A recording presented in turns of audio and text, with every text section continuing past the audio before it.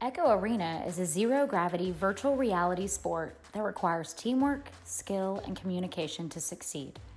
The arena features a spawn area where the game begins. Players enter the arena through a launch tube that has a catapult ring inside to increase speed as they enter. The teams race to be the first team to get to the disc in the center, which is also called the joust. Players enter the arena full of geometric shapes that can be used strategically during a match. The three basic player positions are striker, midfielder, and goalie. Each player's Echo unit is equipped with a thruster on each wrist, a booster on the back, and brakes to slow players down from the high speeds. Re-grabbing or stacking is a common technique used in-game. This is demonstrated when players use each other repeatedly in a slingshot motion to increase their speed. Another useful skill is stunning. This allows the players to temporarily disable the opponent's movement. Stunning can be countered by using the blocking skill, which causes the stunner to be stunned as the offensive team progresses through the arena with the disc. The defending team protects their bubble, which serves as a three-point line around the goal. When players enter the bubble, each goal accounts for just 2 points. When a team scores, the disc spawns on the opposing team's end of the arena to give them the joust advantage. What is going on, everyone? It is Tyler McKinney here, and welcome back to the NEPA Pro Series. It is week 9. Tonight we are finishing up week 9, and I know that sounds crazy. And listen, this season has gone by fast, and here we are. It is the last night of games for the season. And before I get into any content, before we talking about anything else, I do want to just take a moment and I just want to say thank you. Thank you to the whole Echo Arena community.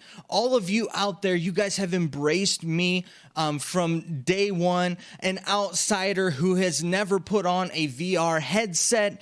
You guys have just welcomed me with open arms, and I just want to say thank you. I've really come to love being a part of this community and just being able to interact with everyone. It has been a fantastic, just an awesome experience. So thank each and every one of you. And one thing that I think that would be cool if we can start things out with this is down in the chat. It would be kind of cool to see just how encompassing this community is. Let me know down in the chat where you're from. I'm in Northwest Ohio. You don't have to give specifics or anything like that, but it'd just be cool to see just where we all are around the world coming together around this really cool game. It would be really neat to see that. So, leave where you're from down in the chat there. All right. So, formalities aside, this is it. This is the last night of the very first season of the NEPA Pro Series. So season 1.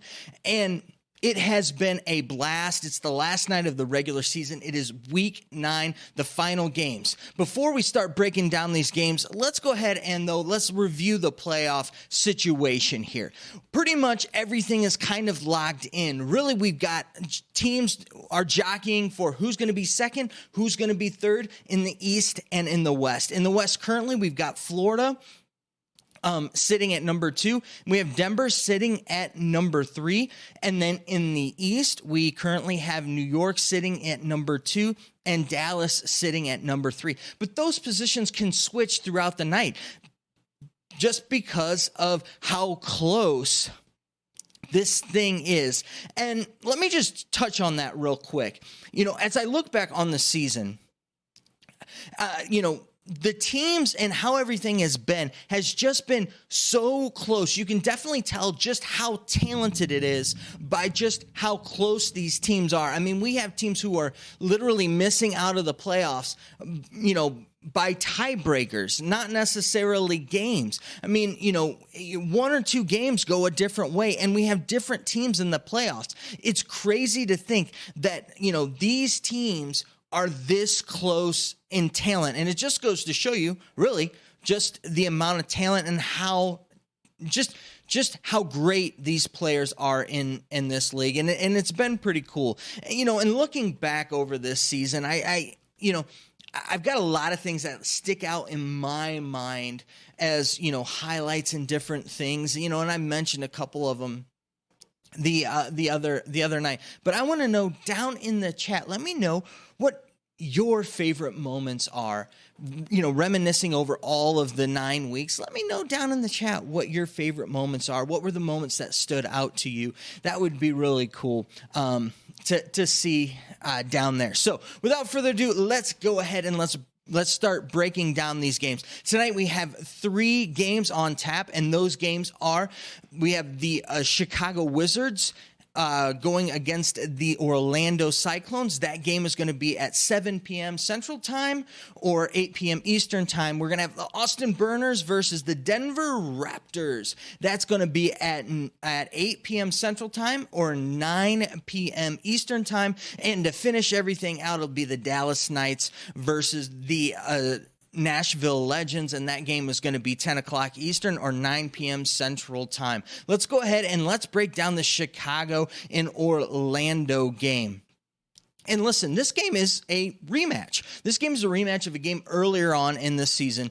And this was a game where the pretty much Orlando, handed it to them fairly well. This was actually the closest game up into that point, really, that Orlando had. And so this is a team that played Orlando very well. And I think that they're going to play Orlando well again. I got a feeling, I'm just going to come out and say it, that Orlando is going to win this game. From the, Orlando has the number 1 seed solidified very easily. They could easily take this night off, but knowing how Game is and just listening to Game in a few of the interviews that I've seen of Game, is that he's not going to call off the dogs on this game. No. He is a guy that's going to be going out and continuing to further on and trying to get better and use every opportunity that he has with it. And especially, he's going to have a little bit of a chip on his shoulder, especially that one loss. He was planning on going undefeated throughout the whole season. And so that one little blemish is probably going to give him just a little bit more, to take this on further. So I don't see out of them, I don't see any holding back. I don't see them, taking the night off, taking it easy because they've got everything wrapped up. They've got the first round bye. I don't see that happening. I see them taking it to Chicago, and I see them getting the win here and getting the win fairly easily, and it'll be in a decent size win here. I'm looking at probably like a 15 to 20 point win here. The one thing I will say is it'll be interesting to see how they do the lineup. So last week, if you noticed, Rosie Hope and Captain Will kind of switched off and on, and Captain Will got a little bit more playing time than Rosie Hope did in that game. And I think that we might see some change ups here and there in personnel, kind of working through some things and trying to see how their personnel works. I can see that happening, but I don't see them just kind of putting it on cruise control here. I see them going out and winning this game. Now, when it comes to Chicago, the keys to the game for Chicago are to, they have to play virtually almost perfect. And what do I mean? I mean, it doesn't necessarily need to be perfect, but every opportunity that they get, they need to hit those opportunities. When they get wide open shots, they need to hit those shots. When they get, an opportunity to, whether it be, they need to make accurate passes. They need to, win, fights in stuns in that, they need to break up chains. They need to leash. They need to do everything well in this game. And last time when they played them, they came out fighting. And remember at the time, this was like the invincible Cyclones, to where they really kind of started to show that you can beat the Cyclones. So this team definitely has it in them. And really, it starts in two places. It starts with the leadership of Mad and the scoring of Swag War. Swag War can really come in and take over a game, especially in scoring. Swag War can be very, very accurate and pop off very, very quickly. Not only is Swag War very good on the defensive side, but Swag War can also translate that to major big points on the offensive side. And the other thing is Mad needs to step up in that, that back area.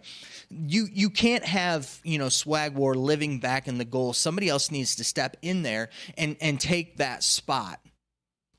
So that Swag War can come up and score, because the Cyclones are going to score in bunches, and conversely to that, then the Wizards, they need to score, and they need to figure out how to score.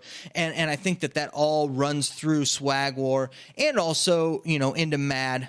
And, Speedy V and Citizen, they need to do what they normally do. And they're going to need to really stop those second, that second chain, the Cyclones, because we all know that they run two stacks, and so I think that they're going to need to really disrupt those stacks, especially that second stack that can come in and really create havoc, especially when game is stopped. Game heavily relies on Acorn and Saluna to really kind of, especially early on in the game, to where if he's getting all the attention, for them to really take over. So they're going to really need to, as Mad and Swag War are fighting with that, that first chain or that first stack, they're going to need to, really step it up and take it to that second stack there. But listen, it's not impossible. And I think that they really have a chance here and a shot here. If they can get things going early and possibly get up early on the Cyclones, I think they could really make this a game. But more realistically, I'm looking at a 15 to 20 point win here for the Cyclones. I think the Cyclones will finish it out with 8-1, and I think you're going to see a good showing with the Wizards, but I think that they're going to finish the season off. They're going to finish the season off with a loss and end up being 3-6 on the season. Now, let's go ahead and move to our middle game. And this one is a little bit more interesting to me. Why do I say that? Because this one does have playoff implications here. You have the Denver Raptors that are currently sitting in the third spot. And here with a win or a certain, with the high in the high 20s points, they can really become the second seed. Now, does that change who they play? No, but it does give you bragging rights. And listen here, I know for a fact that means something to them, and especially after the way that they got beat last week.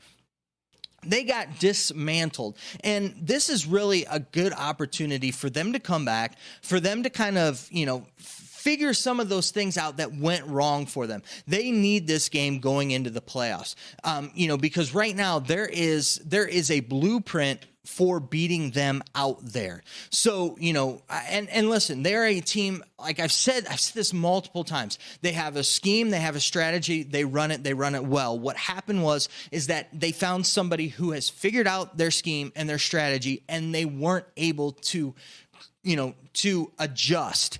And so they need to adjust in this game. And listen, this Austin Burners team is a team that has only won a couple of games, but they're a firepower potent team that really, change a few things here and they're in the playoff hunt or possibly the playoffs. I mean, that's how well they played over the season. Unfortunately, when, everything's all said and done, the wins haven't come their way, but they did get a win last week, and they got a really nice win. And I think that this is a perfect team for the Denver Raptors to, get back on track with, because, the Burners are a team that do make the mistakes that the teams can capitalize on, but also they're a team that, if you don't watch, can beat you, which we saw last week. And so when I look at this, really the Raptors need to really get back to, running their game, running things how they do, but making adjustments throughout the game. So it'd be nice to see how they adjust, how Zach W adjusts, how Palace adjusts, how Palador, how they all adjust in this game, because I can tell you that the Austin Burners are going to be using that blueprint that Kansas City had set up for them, and they can do that. Whoosh can go off, as we've seen, and G. Tyler has become just a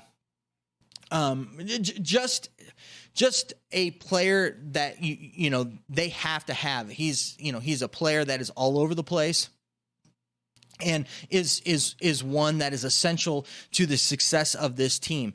And Steele is a player that does well on both sides. And so it'll be interesting to see, how everything maps out with that. And I think if Chrome can get them all on the same page and they can all get moving together and Whoosh can get going early, I think that they could give the Denver Raptors trouble here.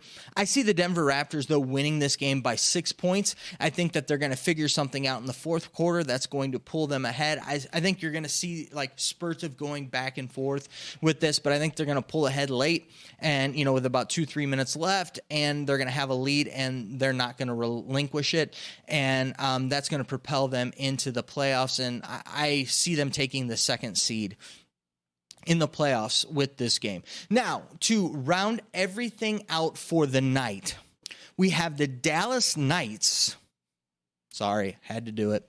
Against the Nashville Legends. And this is our last game of the regular season. And this is the last game of the night. And this is really two teams that have gotten a lot better over the season and have grown as they've gone on. And this Dallas Knights team is right now, again, sitting there in the third spot and, with a win, can easily move into that second spot and take that over from the Laser Sharks. I'm sorry, from the New York Kings. And so, as I'm looking at this and breaking this down, really it comes down to that the Dallas Knights need to play their game. Mozzie and the Law need to score. Light has to be around there to pick things up, to, get the loose puck and get it into the scorers. And, Caesar needs to show up on the stat sheet. What do I mean by that? We need to see stuns. We need to see, some saves, some steals, and a few points here and there, because I think that they're going to need some good play out of Caesar for them in this game. But this is a team that has, figured out ways to win, and they haven't really let down, and they've continued to win. Where, they were looked at the beginning of the season as one of the better teams in the league, but as they lost some games, they fell back to where they were one of the worst teams in the league, to where now they're one of the better teams in the league, and really have a real nice shot at the championship here, as looking forward with that. So they're sitting at a really good spot, and we've got the Nashville Legends. And listen, how can you not root for a team? They're 0-8. It's their last shot. Can we give them some love? So, here we are sitting with the team that hasn't won a game. But I will say this. They might be the most improved team. When I started watching them at the beginning of the season to where they are now they have added some players in. They've added guys like Chuck, in there. And they've kind of figured some things out, rearranged some things around here. And they're kind of turning into a team that is right on the cusp. I mean, literally, the last few weeks, it's been just, they're right there, and then they lose it right at the end. And I'm pulling for them this week. And really, it has nothing to do with whether or not I think that they're going to win or they're going to lose. I just want them to get a win. That's really all it is. I like the way that I love the camaraderie of this team.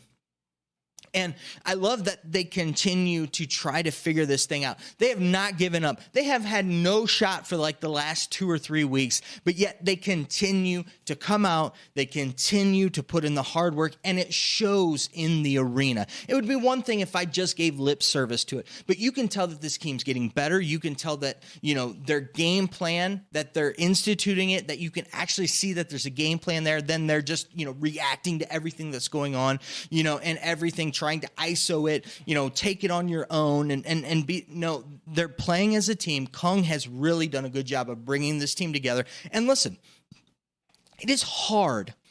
It is hard to get a team to focus and to try to get better, especially when you're losing. The old adage is winning fixes everything, but they're not winning. So you need something else. And I can tell you what that is. When times are hard and, you've fallen on hard times, what keeps teams together and what keeps teams going are good leadership. And that's what you're getting with Kung. And, this is a team that is just continuing to grow. So I'm excited to see what they're going to do here with it. Hopefully they can pull off the win here. If I had to pick it, you know what? I'm going to go against every fiber of my being, and it is the last game, dang it. It is the last chance. I'm going with the Legends. Why? Just because every now and again, you got to go out on a limb and you've got to try something. So listen, Kung, Dash, Lols, Crispy, Chuck, I've got faith in all of you. And since I got faith in you, please help me out and go out there and get a win. So to round everything out, let's review my picks. I'm going with the Cyclones over the Wizards, the Raptors over the Burners, and that's right, you heard it, the Nashville Legends over the Knights. As always, I want to know down in the chat what your thoughts are. What are your picks? Let me know down there. All right, let's not waste any more time. I'm excited to get into these final games. Hopefully you are, so let's not waste any more time. Let's get into the action.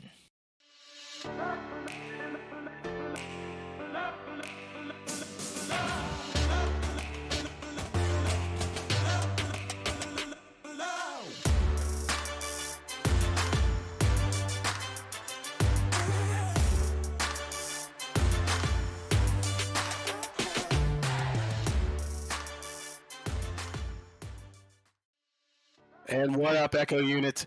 Happy Saturday. We are back, and welcome to the last and final week of the regular season here at NEPA.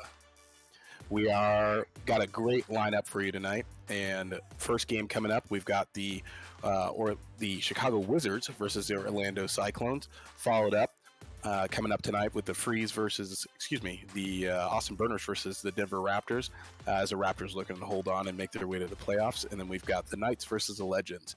So first up, before we get into tonight's games, and we'll bring our hosts on and analysts and play-by-play, we've got the rules for you. So as always, there are going to be 8-minute quarters here for tonight's game. This is different from what you guys are used to seeing in the pubs there. We got 5-minute halftime, 1-minute timeout per team per half. Fifth player is allowed in the spawn area. You'll see them in the spawn area. They won't be able to interact in the game as a player, but they will be able to communicate with their teammates, and they can be pulled into the game at any time during one of the breaks in between goals. Overtime is a golden goal. First goal wins, and as always, no toxic or discriminatory behavior here in NEPA. And as always, for NEPA TV is the National Esports Professional Association. NEPA is a parent company of NEPA TV. NEPA is a collection of franchise owners and professional players committed to growing the sport of Echo Arena while protecting the integrity of the game. NEPA enforces the code of conduct on both franchise owners and professional players and ensure a positive and competitive atmosphere. That's what we're here to bring you for tonight as we get ready for the last regular week of the season. So coming up, first up, before we jump into the teams for tonight, I'd like to bring you Sir Dimwee, as always. And tonight we got a new face. we've got Doc Education. The doctor's in the house. Welcome, Doc. Welcome to the NEPA TV team. Happy to be here. Always happy to be alongside my good friend Sir Dimly, and yeah, good to be with you this time, Nails. Dimly, as always, I'm ready, dude. I'm ready to pull the cord. I'm looking for some classic Dimly tonight. It's the last week of the professional regular season, dude. With the Wizards coming up off of 1 win and 3 losses for tonight against the Cyclones. So, boys, I'll toss it up to you. Who wants to talk about the Wizards? Yeah, no, Wizards coming in here. You know, their hopes to get into the finals, or the playoffs, I believe, are dashed at this point. But that makes this important. This game that much more important in my opinion. Also, welcome to the show, Doc. I didn't get the chance to say it live, but welcome to the NEPA Pro Series show. Happy to have you here. Finally, it was a while ago. I let them know that you're looking to get over here, and now finally getting you on here, and real excited to be able to cast with you tonight for starting with this game here. We got Chicago Wizards here, Swag War, Matt, Tony, Speedy V, Citizen. I'm still waiting for Swag War to do another one of his pop-offs. He's one of those players that could explode. Kind of surprisingly, it'll be one of those games you don't expect it, and he'll just take over. Really, really excited and hoping to see that happen there. But I do expect them to be, to come into this one fighting hard against the Orlando Cyclones, who tonight, Doc, as I understand it, are going to be without Game and Saluna here. I mean, those are two players that you never want to have down. Although looking at the roster for the Cyclones, still very stacked with Rosie, Tortoise, Captain Will, Acorn, and Duke Tygarbs. Not quite sure who is going to be sitting out of those 4, but I'll pick any of those 4 any day. Honestly, yeah, my guess would be Duke, to be honest. Although that might be personal bias, having knowing Tortoise somewhat, having gotten to know Tortoise over the last few weeks. It might just be a personal innate bias there. So we'll wait and see. I do expect Rosie, Hope, Capital, and Acorn to all be involved in this one. But yeah, these two teams looking to face off here. Also, hello to everybody in the chat there. I did see Valvix, that is Swag Wars mom. Hello.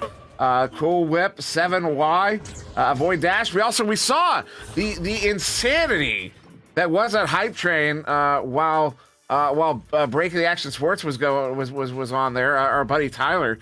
They're absolutely ridiculous. We saw a lot from Cool Whip, Venom 29, Muted Monster, Van Dyke getting involved, Jinx with so many subs. That was absolutely ridiculous. Thank you guys. Thank you all.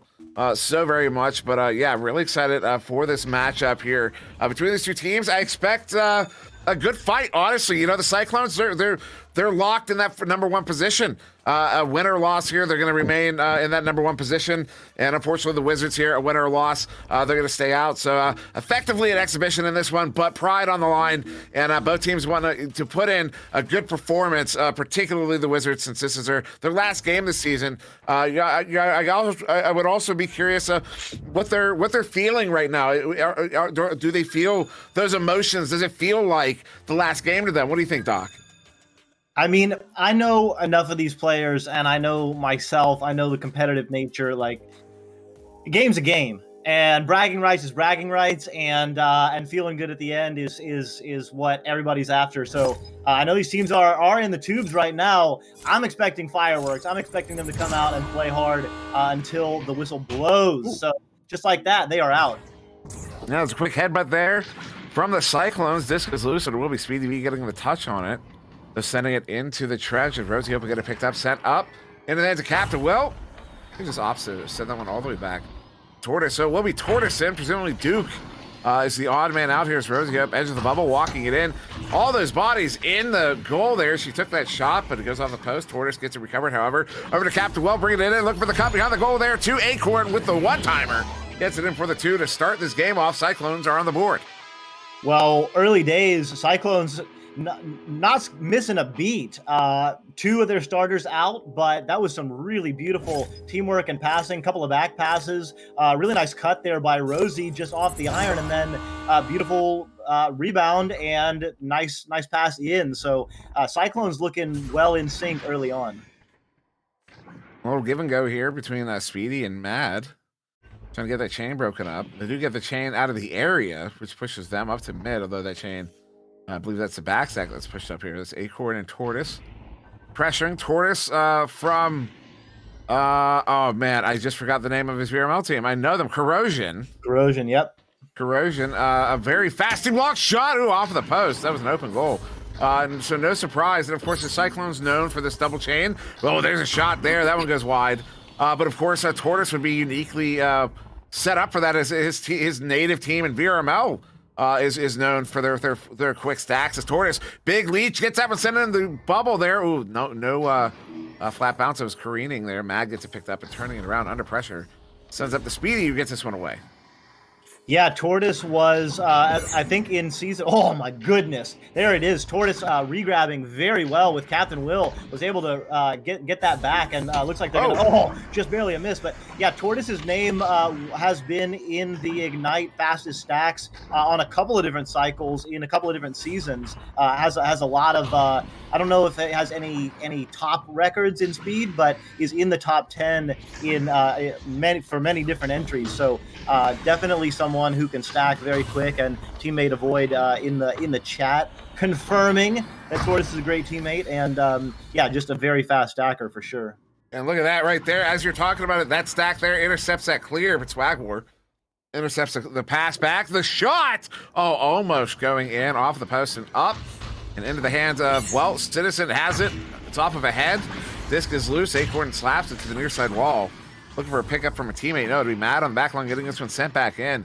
We saw the Cyclones on the offensive attack. They had several opportunities, but all of their cut passes were off the mark. Looked like several instances of miscommunication, but now Acorn looking at an empty goal, sends in the anchor shot. That one goes off of the post, out of the bubble again. 3 minutes off the clock here in the first quarter. Disc is loose, will be picked up by Tortoise. Sending him across, maybe another opportunity on that anchor. No, Acorn just goes ahead and resets that one to Rosie Hope on the back line. Rosie Hope, stalwart defender here for the Orlando Cyclones. She's made quite the name for herself here in the NEPA Pro Series. Is that disc? The far side wall will be collected by Swagwar now for the Wizards. So yeah, early days, Acorn took that shot, anchored off the boot. There's no one in goal, but look at that. Just a little bit wide. Citizen gonna fly in. Oh, that's how you do it. Citizen throwing it in easy. But yeah, Acorn had an open shot, flung it maybe just a little bit too fast there. It did bounce off the iron a little bit. So a little bit of a missed opportunity on the side of the Cyclones on their offensive end. But now they have their first offensive joust of the evening. Also, 2 minutes and 40 seconds. I wonder. Was that 50? Was that 240 or 250? I think it was 240. I wonder if that's a record for longest time without a goal in the NEPA Pro Series. That was quite a while. As a Tortoise juking around, gets someone to Captain Will. And that's probably the longest time the Cyclones have gone without a goal as well. Citizen sends that one in. All the way down. It's going to be up. Speedy behind the goal to Mad, who gets picked off by Captain Will. And that one gets sent out now towards mid. I believe that was Rosie. Got the slap on it down into the Wizards bubble here. Will be a nice leech there from Swagwar to get that one out of the bubble. And now collected, though, by Rosie on the back line. Citizen stunned out there. It does get back into the play as Captain Will with it on the far side. 3 minutes to go in the first quarter. Captain Will sending it in. Rosie Hope cutting, looking for another pass. Goes behind. Tortoise. Oh, stop. Swagwar with a big glove. Gets that one sent out.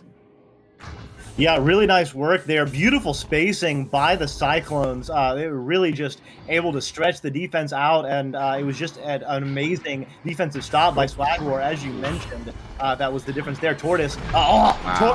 Swagwar, rather. Swagwar on both ends. So getting the defensive stop and then getting the assist from Mad and putting it in. So now it is the Wizards up by 3.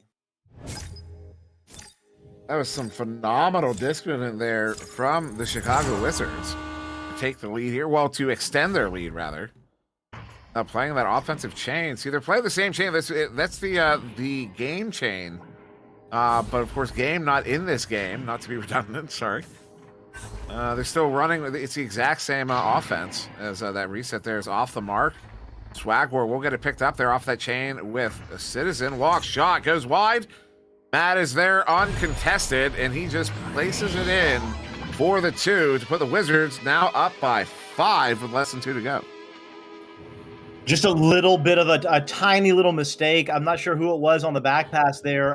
It was the Cyclones were set up and then tried to make a back pass, and someone just couldn't quite handle it. And that started the chain there that led to that attack. So early days Cyclones started well in sync, but got a little bit behind. Maybe this will be their opportunity. Oh, an incredible save, but Tortoise picks it up and slams.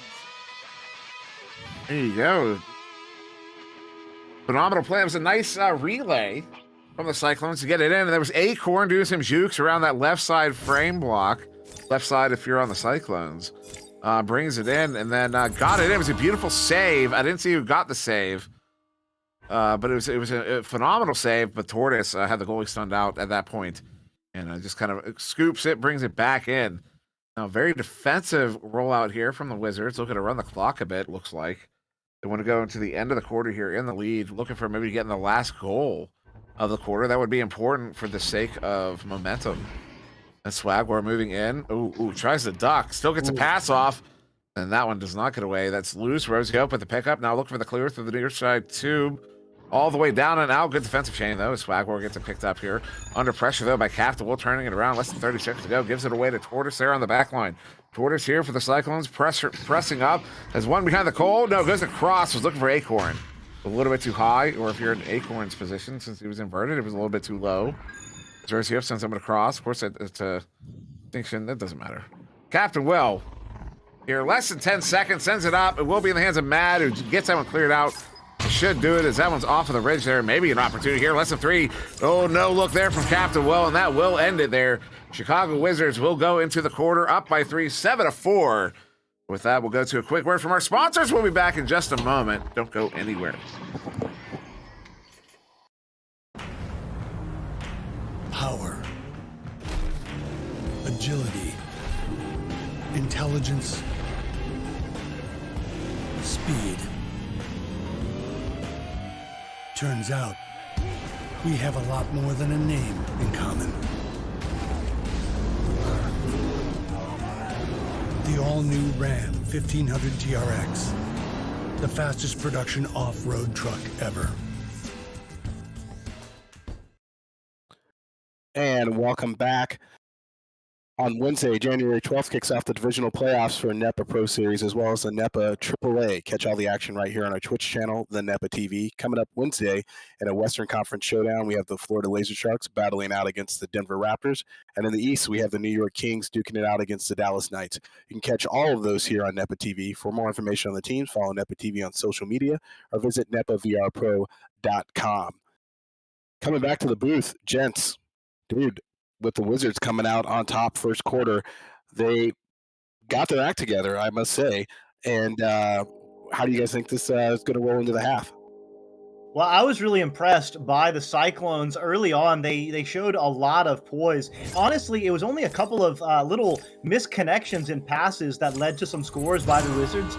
So I'm really looking for the Cyclones to continue their gelling with two of their players out. And Wizards, on the other hand, are looking really good. They've also missed some opportunities. I expect more scoring in this quarter. I agree. I would expect some more scoring as well. As they shots off the post, as we only saw 5 goals total in that first quarter. That may also be a record. Somebody look into it. That's 2 records. I wonder if we've hit tonight.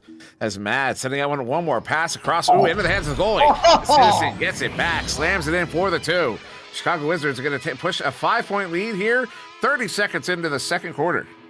That is how you do it. You know, a couple of missed a ding on one shot and then an incredible save on the other, but the Wizards just they persisted, they pushed, they stole the disc, they got the slam, they got the 2 points. That's how you do it. Sometimes it comes beautifully in this game, and sometimes you just got to fight for it, and you know, it doesn't look so good, but Counts for 2.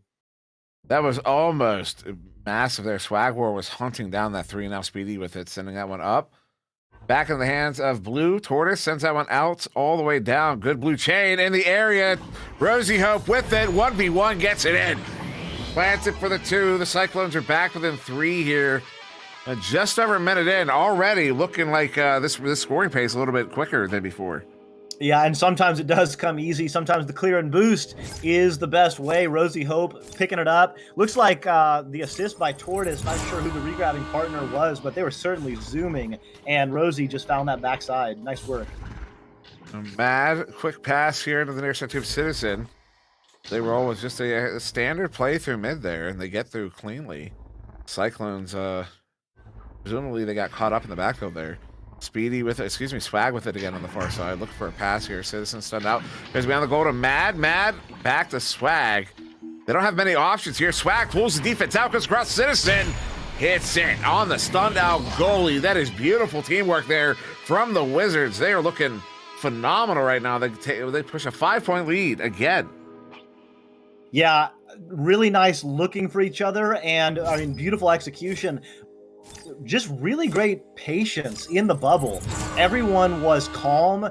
The passes were not rushed. Oh, look at that coming in. Oh, just a little wide. That would have been really nice. But yeah, just really beautiful patience in the bubble there. Now Disc looking loose again. Good defensive chain to get that picked up. Blue chain there. Acorn sends it out. They have a player in the area. Too many orange bodies though. Mad with it now for the Wizards. Still 5 minutes to go in the first half. Mad sends that one up to Swag. Where Swag waiting on teammates to move up now. Going to push it up himself. That chain not attacking. Instead they split up there. At that moment, Swag sends it across there to Mad. As Speedy holds down the back line. Mad sending that one in. Goes to Swag. Swag look for a cut. No. Backs it out. He's just looking to break some ankles. He's pulling all the way out here. Wants to run some clock. Pull that defense out. As you saw, the Cyclones were clustered in the bubble. Oh, Acorn's out of the play there. Though that pass across Mad's basically on the same line. So they don't get the numbers advantage. So it looks like that's maybe what Swag was looking for.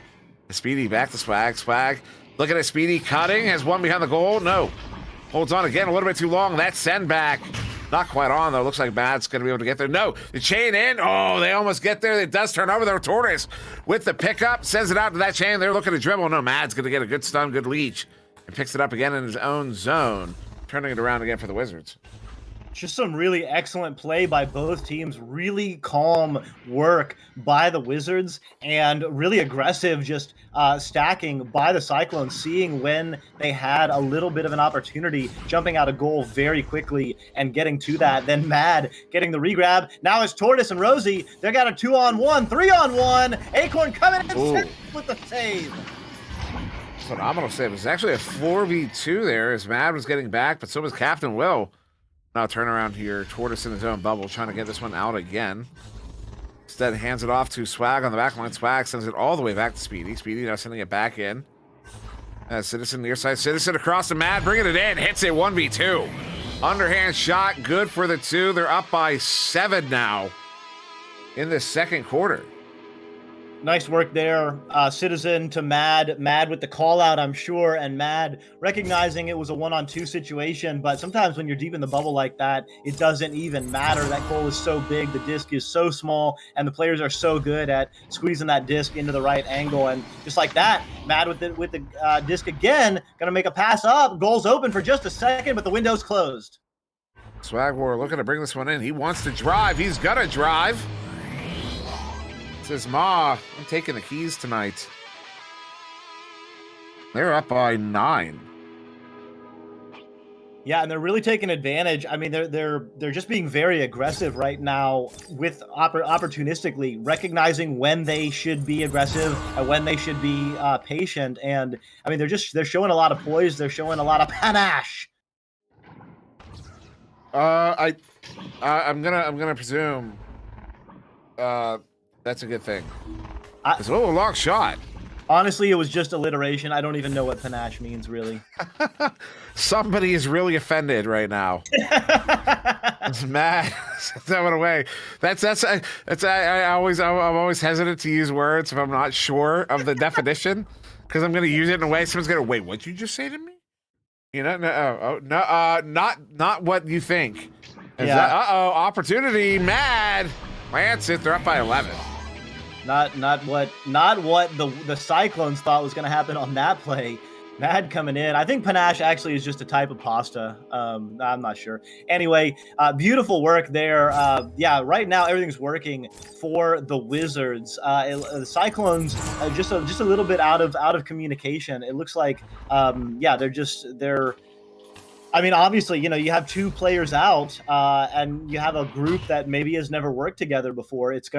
Things are gonna be tough at times. Let's send it. Oh, that almost incidentally bounced in.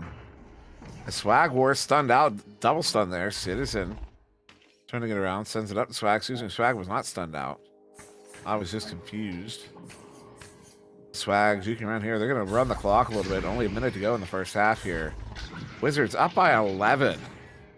Acorn picks it off, sends it in, hits it top corner pocket. Beautiful shot there from Acorn and brings his team back with an 8. That is the first. That was 4 unanswered from the Wizards before that one.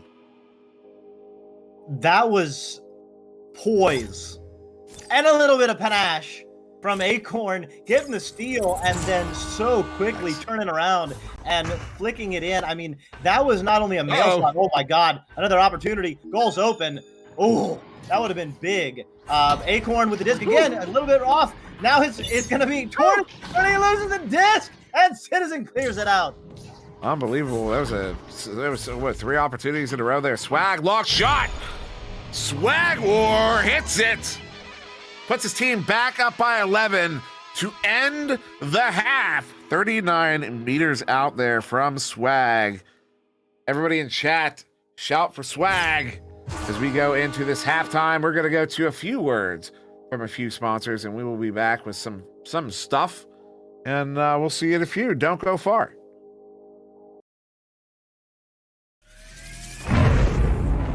Hold on a minute. Did we hear that right? Dodge is making an electric car? We're talking hypothetical, right? Surely you jest. Dodge?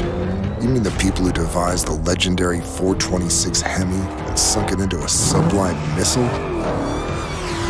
You mean the Dodge that created the Hellcat Red Eye and the most powerful muscle car in the world? Makers of the 840 horsepower wheel-standing Demon? Why on God's green earth would Dodge ever build an electric car? Anybody? Any thoughts out there? Hello?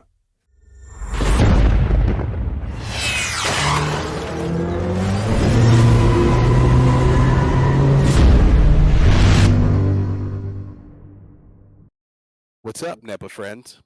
What are you guys doing in March? You should come out and compete with the pros, March 18th to the 20th in St. Louis, Missouri. This charity lane event is hosted at Busch's Stadium's exclusive Redbird Club. It's the heat. It's open to all Echo Arena players. We want to see everybody there. We want to see your faces there. You probably don't want to see my face, but you're going to see it there, so you're welcome.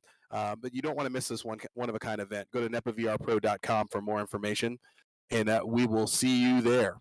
And before we get back into the second half, we're going to take you to some highlight videos from week 8 and also a little special treat we put together for you. You're going to like it.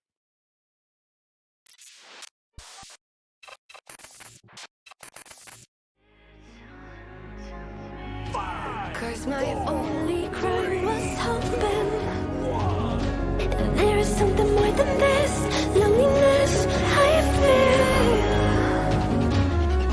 But no one makes me feel less alive. We're fighting fire. The way you push my buttons just right. We're fighting fire. When two voices of nature collide. We're fighting fire. Can't help but feel the temperature rise. We're fighting fire. We're fighting.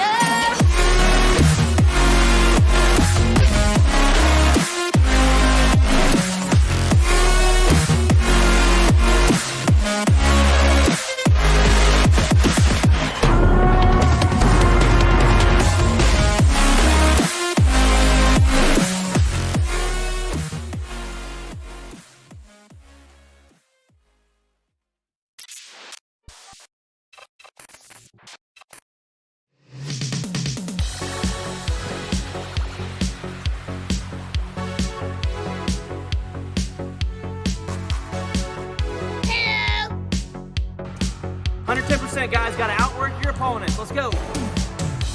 3, 2, 1, fight!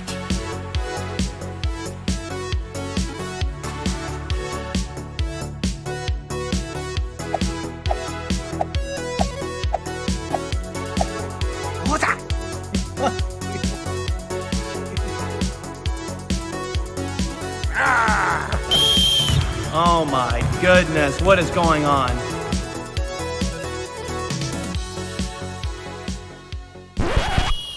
What are y'all doing, man? Come on.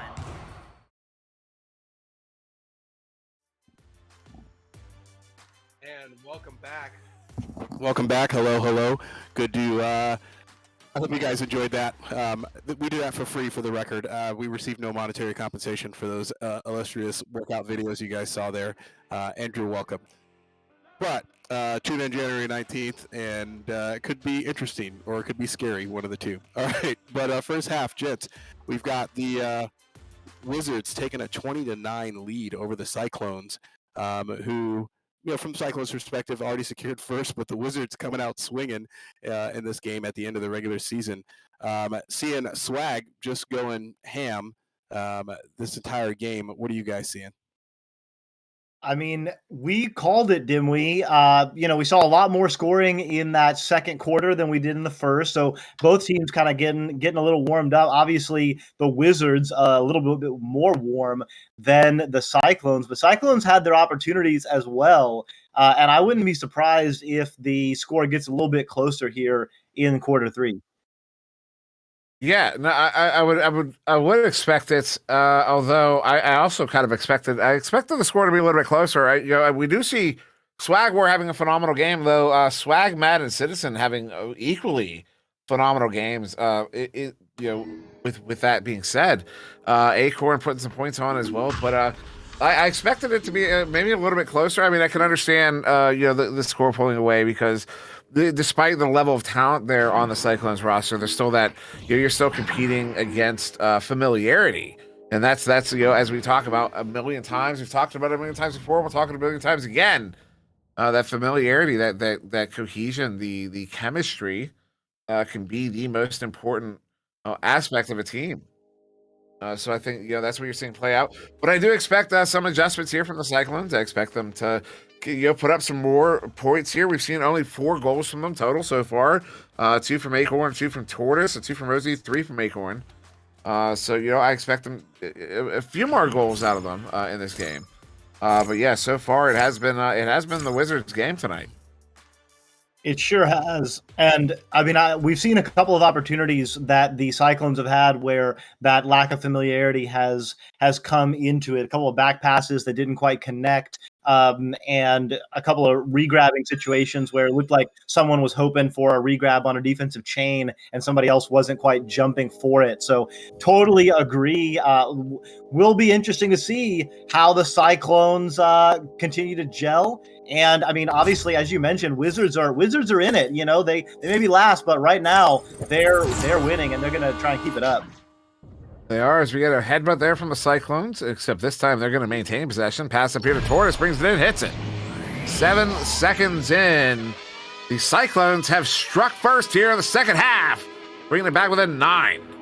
And I mean, we know how much this game is a game of psychology and a game of runs. That's the way the Cyclones needed to start it off, get a little bit of momentum, and now they're on their defensive joust. They can certainly put some pressure on. Let's see how they do. A quick pass here to Matt on the far side. Cyclone still running with that double chain. That is what they're going to stick with. As it send up into that far side too, but reset back to Mad. Little give and go there, trying to get the chains broken up. Nice juke. Chain gets split up. They do get broken up. This one's all the way down to the bubble there, but the blue chain, will get there first. Rosie Hope gets it picked up. Has Captain Will on her back. They're going to send this one into that near side too. They do get it collected. Rosie Hope sends it out though. The chain to respawn there from the Wizards. Mad now with possession. Sends that out into the blue bubble. Speedy V in the area. Stunned out. It will turn over again. Tortoise with it. Turning it around again for the Cyclones. Yeah, early days. Tortoise is regrabbing well with everybody. Rosie to Tortoise. Oh, the Captain Will rather. Holy cow with the no-looker.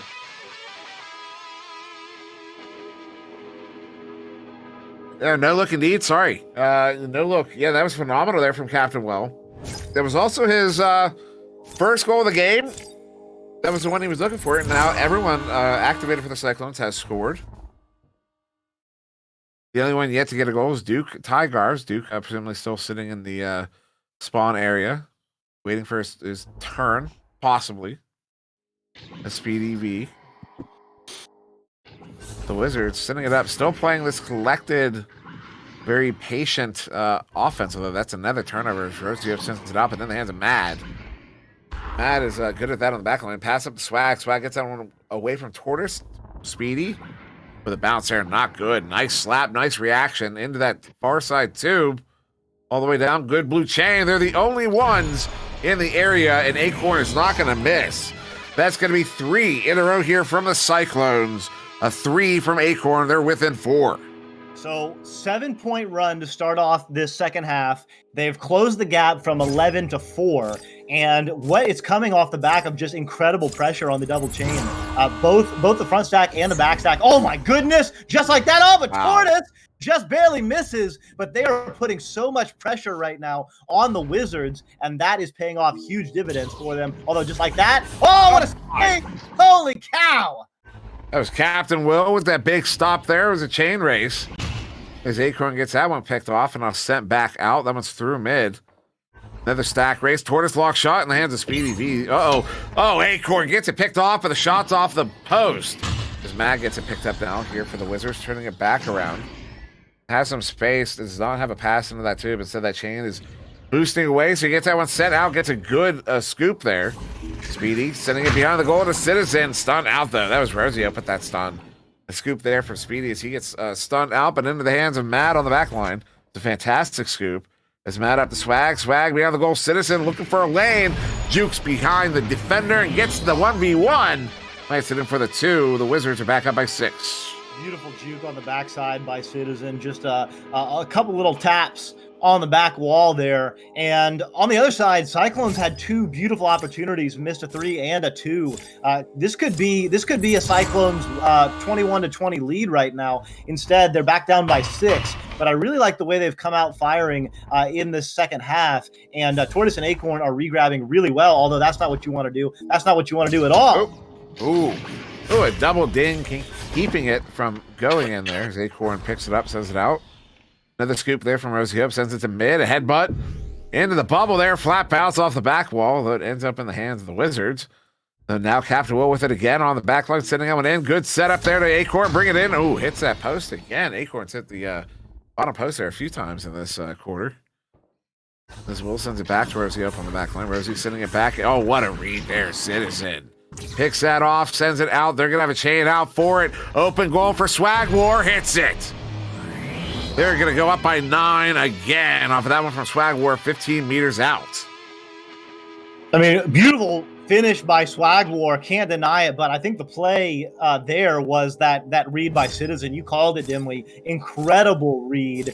Just saw that pass coming and jumped the lane like an absolute shark. Acorn and Tortoise now are trying to regrab Captain Will with the disc. But I like the way both teams are coming out. I mean, this game has really picked up, and these teams are firing on all cylinders now. Rosie up, hook pass, Acorn. Acorn looking for the setup there. Does incidentally go to Tortoise. Pulls both goalies out. Somebody's upset about that one. Somebody grabbed a friend. Cyclones are bringing it back. They have 7 in that deficit still. Somebody sign up those defenders for therapy. I mean, that was an absolute fake. Holy cow, Mad. Oh, Mad grabbed Swag. Swag jumped out, and Mad had the pre-grab on and grabbed him and got pulled out of the goal. That's what happened there. But beautiful fake by Tortoise and easy finish. So only down 7 now with the Cyclones. Swag inverted here. A Citizen cutting in. Goes down to the floor. Uh-oh. Bad bounce there. Little turnover, or maybe? There it is. Rosie up, picks it off. Sends it out. That one's all the way down. Anybody going to get away cleanly? Yeah, only the Blue Chains get away cleanly. They are uncontested here as Captain Will puts it in through the bar. It looks like, although that's not what happened. But some activity there, but the Cyclones are back within 5 once again. Cyclones are really picking it up, and I mean, in the backfield, I don't know what happened to the Wizards, but their chains could not get together, and Catherine was able to walk that one in. But right now, Citizen's going to take a shot. Oh, no, pass rather. Swagwar not going to miss that one. Yeah, Swagwar hits another one. Good for the 3. It puts the team back up by 8 again. So for as much as the Cyclones have been able to do on offense, the Wizards have been able to answer. And Swag gets another 3 here. Swag, the first player to get into double digits in this game. That's in the points column, that is. He's at 13 right now. As Rosie up has it in the near side too. A couple of stuns in the mid there. They were all on a line, but they get split up there. Will sending it in. It's going to be across the Tortoise. Not able to play it. That's down to the floor. Citizen with the slap gets it sent away. Back to mid. Does get through mid. So we'll be captain with the pickup, sending it right back in. Although the bounces are going to keep it away the intended target. Citizen gets it picked up here for the Wizards. Less than 30 seconds to go here in the third quarter. Still have another quarter to go. Over 8 minutes left. The Tortoise sends it out. They're going to have only time for one more goal. The disc is loose. Nice ender there. As Matt will handle it on that reset, sending it back out through mid all the way down. They get a chain down. Maybe. No. Rosie up scoops it. That should do it there. As Rosie picks up her scoop and sends that through the tube, and that will end third quarter. 28-20 in favor of the Wizards. They will hold on to that lead. They will stay well in the lead. And we will go to one final word from our sponsors. We will be back in a moment. Don't go anywhere. This flag isn't backwards. It's facing this way because it's moving forward. Just like the men and women who wear it on their uniforms. And the country it represents. They're all only meant to move one direction, which is why we fly it this way. On the flanks of the all-new Grand Wagoneer, moving boldly and unstoppably forward. And welcome back. Don't forget, Friday nights at 9:30 p.m. Central, be sure to check out Late Night with Ivan Thrive right here on Twitch. With fun games, exclusive interviews, you never know who's going to show up on Late Night VR unless you ask Ivan Thrive in the chat, in which case he'll tell you. So join us at 9:30 p.m. Central right here on twitch.tv/the NEPA TV at 9:30 p.m. Central. And get back to the game. Fellas, I took the liberty of looking up panache during the break. Flamboyant confidence or style or manner. It's from the French and from the Italian, panaccio, also from the late Latin, panaculum. You're welcome. And Doc Education bringing some school to everybody on vocabulary. Thank you very much. Well, thank you, Nails. Appreciate the lesson and the etymology. Looking it up for the people. That's you know. Wonder, we're all about entertainment and education here. I do wonder if there's any relation to the naming of Pinocchio. Ooh, that word. I don't know. He wasn't very flary or flamboyant. I feel like maybe he was kind of dialed down. Fair. And it sounds like somebody may have taken a timeout here, so a 1 minute extension on this intermission. Did not see who took the timeout, but presumably it looks like we might be coming back into it rather quick. They did hit the button, so we have another 30 seconds, actually 40 seconds. There's a bunch of seconds left, folks. A bunch. It's more than one. It's less than 1 million. So wager your guesses. Ish. Right's about, give or take. Over under. That doesn't make sense. That's okay. We are going to get into the fourth quarter here. 480 seconds. Do the math. I do math. I don't know why I tried to do math and not let you do it, didn't we? I got ambitious. I'm not even sure what we're doing math on right now, to be honest. Seconds left in the game. Is that what we're doing? Yeah. I was doing seconds left in the intermission. Oh, fast moving ball game, dude. You gotta keep up. I am not fast enough. I'm not. I'm telling you. You know what? You know what? The focus. I don't tell you how to do your job.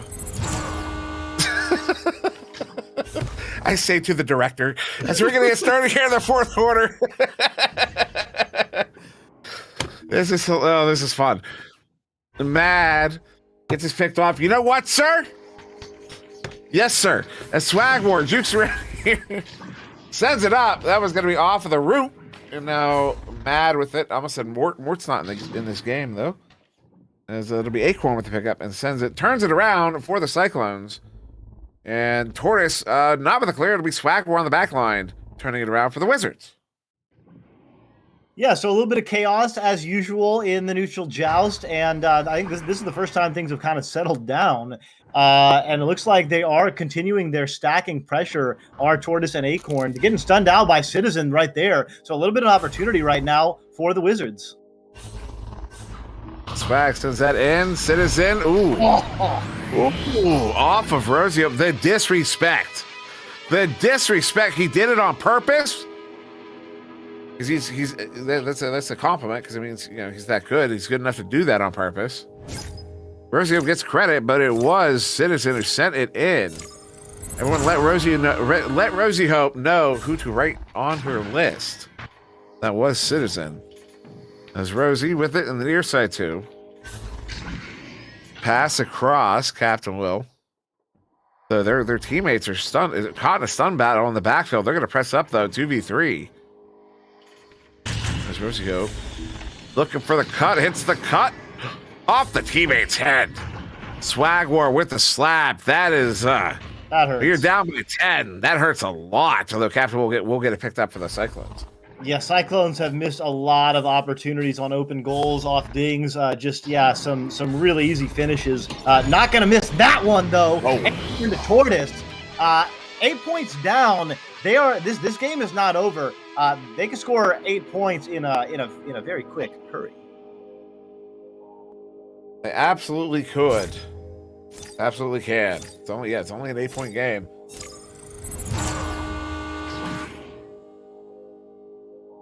Goodness gracious. So 5.5 minutes on the clock. Speedy V, quick pass to the left side to Matt on that on the what do we call that? Pac-Man there. He's under pressure, sends it up, pass to Speedy V in the far side tube. Speedy V walking that one through the tube. They have a chain into the offensive zone.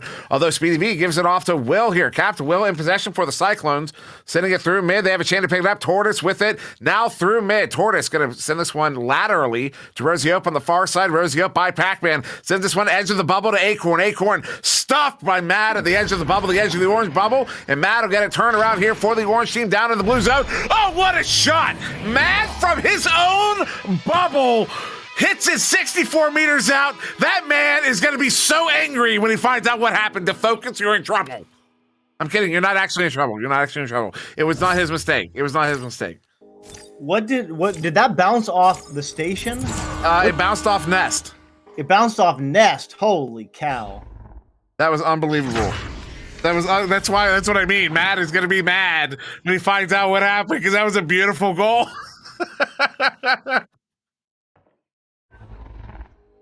Oh my goodness. Captors Rosie Hope off the back. Ooh, off of the post. Keeps it out. And over here to Tortoise. Tortoise to Acorn. Acorn into the goal. Skadoosh brings him back with a 9. But that goal from Mad had to hurt a little bit for the Cyclones. Yeah, big time. I mean, when you're already down by 8 this late, a shot like that can really break your back. Now, only down by 9, and with 4 minutes left, there's still opportunities, but Chicago Wizards are playing very well right now. They're not getting a lot of turnovers. They are moving the disc up very slowly and under control, and that's really crunching a lot of clock. Yeah, only 3.5 minutes to go. It's still only a 3-goal game, but it's been a 3-goal game for a while. The Citizen, a pass there to Swag Wars, trying to bring that one in. No, goes for one more. It was either a one more pass attempt or it was a shot, but he was stunned out before he got either off. That was on its way. I'm convinced that was on its way. Yeah, that was a headbutt that sent it to the floor. That was on its way in. As a send back. Oh, Captain Will, right place, right time. Gets it for the 2. They're within 7, but that's still a 3-goal game. Don't sleep on the Cyclones, y'all. This game ain't over. neither of these teams are giving up. And with the way the Cyclones are pressuring, it's only going to take a few things clicking here and there to clack a few in, and we're going to have a new ball game. So Speedy V with the disc. Let's see what the Wizards can do. Speedy to Citizen. Oh, no. Intercepted at mid by Rosie. Long shot in the hands of Mad, though. Mad intercepts that beautifully. Mad turning it back around. That was going to be off of some Geo there.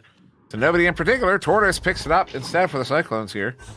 Back up to Acorn. Acorn through mid. Tries to get it to Rosie. The skim was close, but not on. But Tortoise gets there.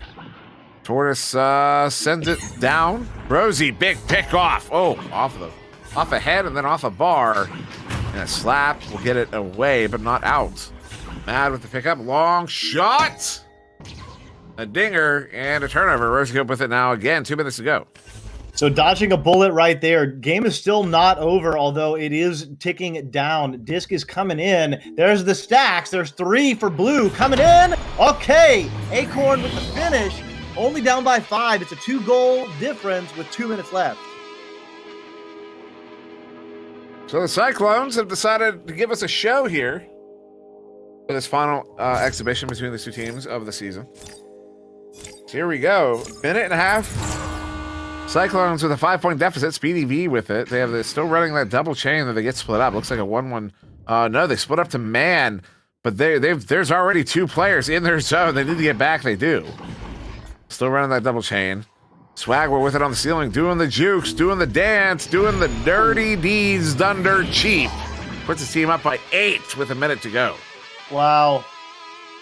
Off the backboard, Rosie not quite able to get it off the bounce, was fully in front, had the shield on, maybe felt some pressure, not quite sure why she had the shield on in goal. But yeah, big time 3-pointer there, and that's going to just about break the back of the Cyclones for this game. Yeah, it should be about the ice, a 3-goal difference. We are out of mathematical time at the 40-second mark. As there it is, we are past the point of no return. So the Chicago Wizards will get a victory here in their final game of the season. The Cyclones will go. I have the record somewhere. They will go, I believe, 7-2 on the season. Somebody correct me if I'm wrong. Taking their second loss, but will retain the number 1 position unless the eggheads have something to say about it. But I believe they will maintain number 1 position in the. Where are we? In the West. In the East. In the West. In one of the conferences. As we end this one here, 36-28 in favor of the Wizards. As I struggle to find words and meaning in life. Final team stats here brought to you by Ignite Metrics. I made the focus service there for a moment. And look at there. Saves right about equal. Steals equal. Stuns near equal. Possession near equul. So yeah, I think so what do you I don't know, guys. Made the difference? Well, I think missing 2 of your top roster players is going to have a big effect on the game. As well, Swag War with 16 points, 3 assists, 4 saves. My call for MVP in this one also making a big difference. Yeah, Cyclones had a lot of opportunities as well. I mean, sometimes, 2 fairly evenly matched teams, it's just the difference between which shots ding in and which shots ding out. I can count at least 8 or 10 points that the Cyclones left on the board from dings or just very very close misses or kind of weird happenstance. So I think Wizards just kind of took better care and were able to finish just a little bit more in this game. But I think these 2 teams play it again, and you could have a completely different result. Well, I mean, look at Acorn. He had 12 points, but 14 attempts. So that maybe honorable mention to the rim of the goal, perhaps. And that one, yeah. As we saw quite a few dings in that game. But I would give a honorable mention, honestly, to Acorn in that one. He did exceptionally well considering their team captain was missing. Their team captain's right hand was also missing, being Saluna there. So kind of a big. Some big names missing from that roster tonight, and they held it. They kept it. They were in it the whole way through. It wasn't until the final minute that they were technically out of the game. So, they did exceptionally well in Acorn putting the points on to keep them in it there. Yeah, it just goes to show. I mean, as they're going into the playoffs, still a force to be reckoned with, even without their star roster. So something to be for all the teams, obviously, be conscious about. But I'm sure the Wizards feel great about tallying up one more of the only 2 losses that the Cyclones saw this entire season. So, Doc, who do you got for MVP and Spotlight? I think I got to give it to Swag. I mean, he just showed up with big time shots when it mattered. Every time the Cyclones would get close and bring it within 4, I think was the time when Swag hit a big time tunnel shot that brought it back up to 7, and then it went from there. That happened a couple different times. But I mean, it was a total team effort. Citizen with that one read and the finish. I mean, I don't know. I could name everybody on the team. I think it was a big time team effort. But Swag kind of stands out. What about Spotlight? Dimly. Well, Dimly Let's thinks. I gave him a Spotlight. Dimly thinks Acorn. Acorn was my call. I'll give it to Acorn as well. Actually, I'll give it to Tortoise. Tortoise was regrabbing really well with everybody, and didn't show up as big on the scoreboard. But I saw Tortoise getting active, especially on the defensive joust. When they came back to bring it from 11 down to 4, it was largely because of the pressure by Acorn and Tortoise on the defensive stack. So I'll give it to Tortoise. There you have it. And I'll tiebreaker. I think you guys are right. Swag just popped off tonight. He was on his game, and no surprise there going into the end of the season. And I'm going to side with Dimwee on this one for Acorn. I think Acorn was he was on fire. I just think there were a little bit of the accuracy issues there dealing with the post, not being able to sink those goals. But had he sunk those goals, I think that would have been the difference maker in this game. So definitely getting to where he needs to be, but just got bit a little bit tonight by the accuracy bug. But congrats to Swag and to Acorn. And and as we peace out of here, we're going to get ready for the next setup for tonight's game before we go to the break. Don't forget, we've got the Austin Burners versus the Denver Raptors, as the Raptors are playing to hold on to 3rd place here in the West, rolling into the playoffs. So this is going to be a good one. You're not going to want to miss it. We will be right back before we leave. Thanks to iHeartRadio for sponsoring the rankings for this entire season and rolling into the playoffs. And thanks, gentlemen, for joining us. We will be right back for everybody out there.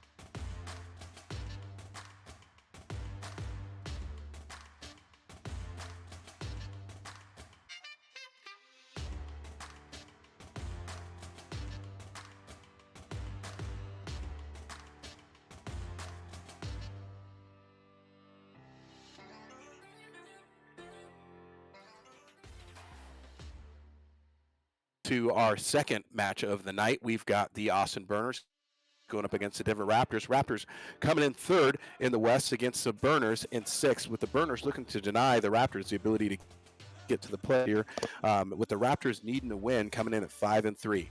Got Chrome, Single Shot, Whoosh, G. Tyler, Steel Skydiver, and only Chrome will be joining us for tonight. And over on Raptors, we've got Zach, Witt, Palace, Palador, and Collex. And coming right back in, the Raptors coming off a loss to Echo Club Kansas City. The Burners coming in from their previous game. Let's see here. Coming off a win over the Destroyers, and looking to shore up for tonight. And welcome back to my two co-hosts there, Dimwee, Doc Education, and Gents. Not only am I looking for some more new vocabulary I can throw around at cocktail parties and make it sound like I'm smart, but also I'm looking to see what you guys think about the second game here. It's a kind of a do or die for the Raptors, huh? I mean, the Raptors are a team that people, were really looking at early on. Obviously, with that pick, Palador, obviously someone Dimwee and I know very well, and someone that has a long and storied history in the game, but of course, who hadn't really played competitively in a good long while. So a bit of a gamble. So it's been awesome to see his progression and gelling, getting back into the high level ranks, and it's really paid off for the Raptors. Yeah, they've been popping off this season. I think they hit their stride really well.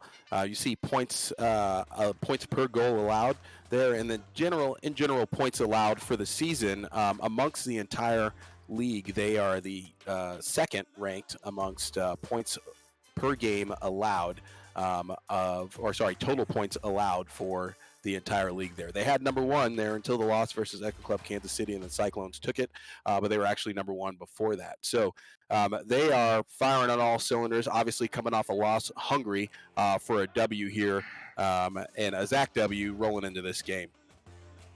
It's also no surprise that they were number one, now number two in total points allowed.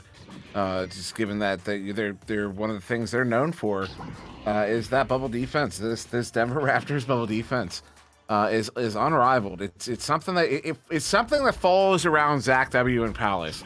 It follows Zach W around mostly, but like when Palace is there, that's like a power up. If Andy W is part of it, that's a little bit of a power up. Now Witt and Palador are powering it up. This defense is absolutely phenomenal. I'm not going to talk too much about it because I don't want to upset anybody, but that's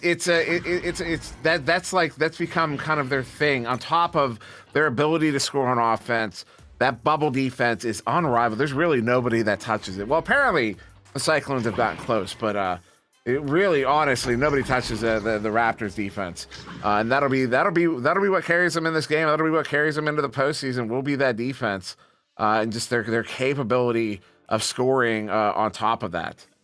Yeah, and looking at the Burners for tonight, not having Chrome, how do you think that's going to affect the Burners role in tonight's game? Well, I would wonder who then is in the game.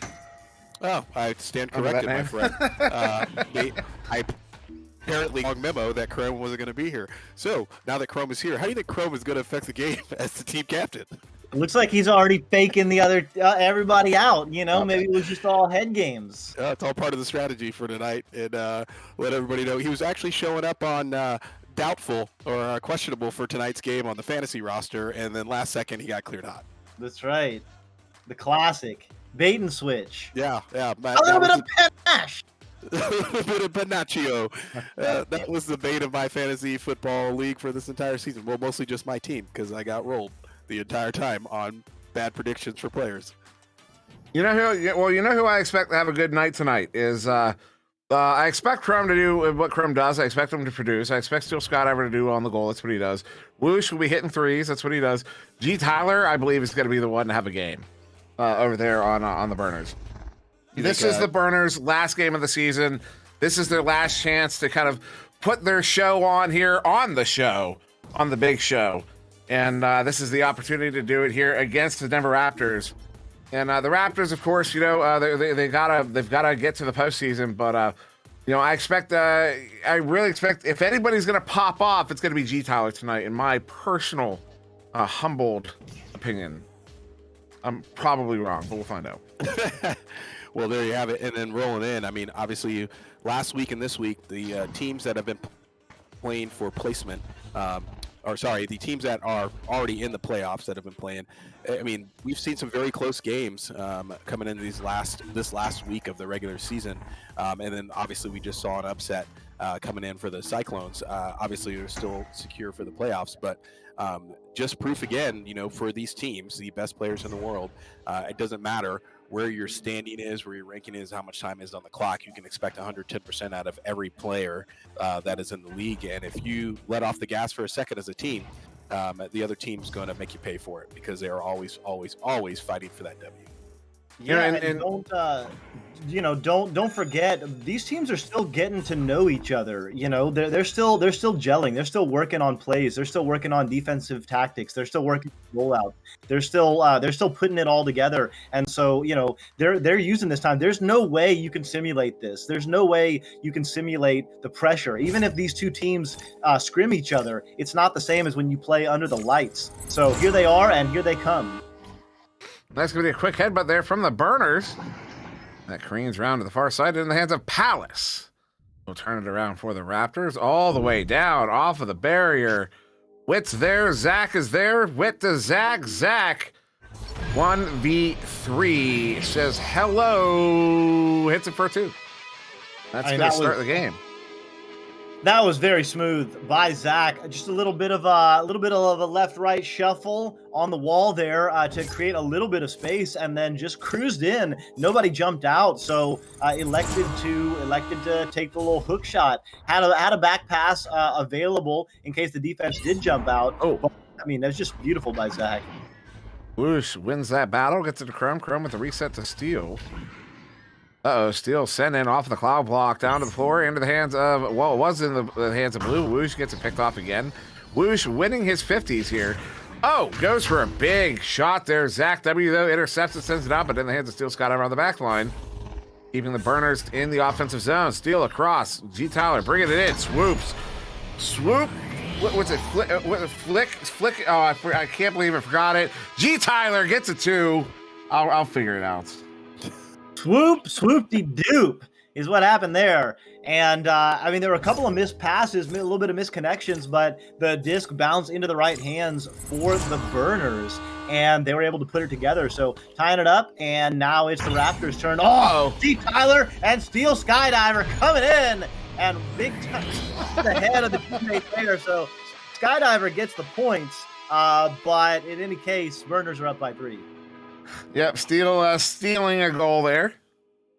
Getting the 3 for himself, but it was a shot, of course, from G. Tyler.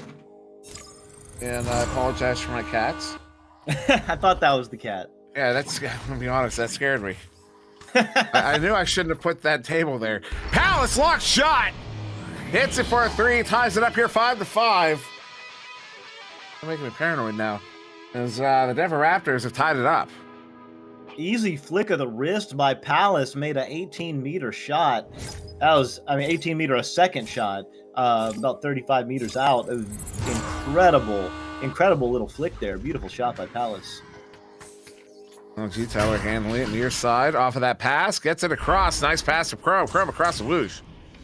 Whoosh not able to play it. Palace gets the stun and the pick off. Not turning that one around. Nice skim there to get it all the way down. Will be in the hands, though, of the Burners. Zach W picks the pocket of Chrome and brings it home. Puts his team up by 2. The Denver Raptors have taken the lead. Wow. You know, sometimes it's just one-on-one play that makes the difference. Chrome trying to make the pass, maybe didn't quite see. Zach was so close, and Zach in the backfield able to put it up. So 5 quick points for the Raptors. They have their first lead of the game. That long pass out of Chrome. Chrome over to Whoosh. Entire Raptors defense back to the bubble. Steele slowly make his way up. There he goes. Pass across to G. Tyler. Back to Steele, who gets it in for the 2. And they have tied it up again, 7-7 here halfway through the first quarter. Really nice two-player game there by Steele and G. Tyler. The give and go action. You know, sometimes the best player to pass to is the one who just passed it to you. Defense is off of that player because they just gave it up, and they're kind of free operating, and no one marked Skydiver coming in. G. Tyler kept the eyes open, found the cutter, and that was an easy finish. Ooh, bounce there. Nice play though, Zach. Bringing it in. Has the stop. Steele Skydiver. Sends it away. Whoosh with the clear though into the hands of Witt on the back line. Less than 4 minutes to go. 3:40. Witt across Palace. Palace sends it in. They're going to look at a 1v2, 1v1 here. Zach. Oh, another stop. Steele. Palador with the pickup. Wants to bring it back in.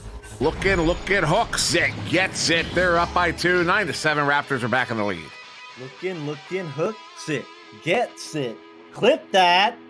Palador's got to get a wrap to that, with Palador finishing beautiful fake toward the backside and then finish with the left hand. I think, Dimly, you were telling me Palador practices those, kind of an ambidextrous player, and that one showed it off there. Yeah, he is a fully ambidextrous player. He's probably upset that I pointed it out at this point, but it's too late. It's out there.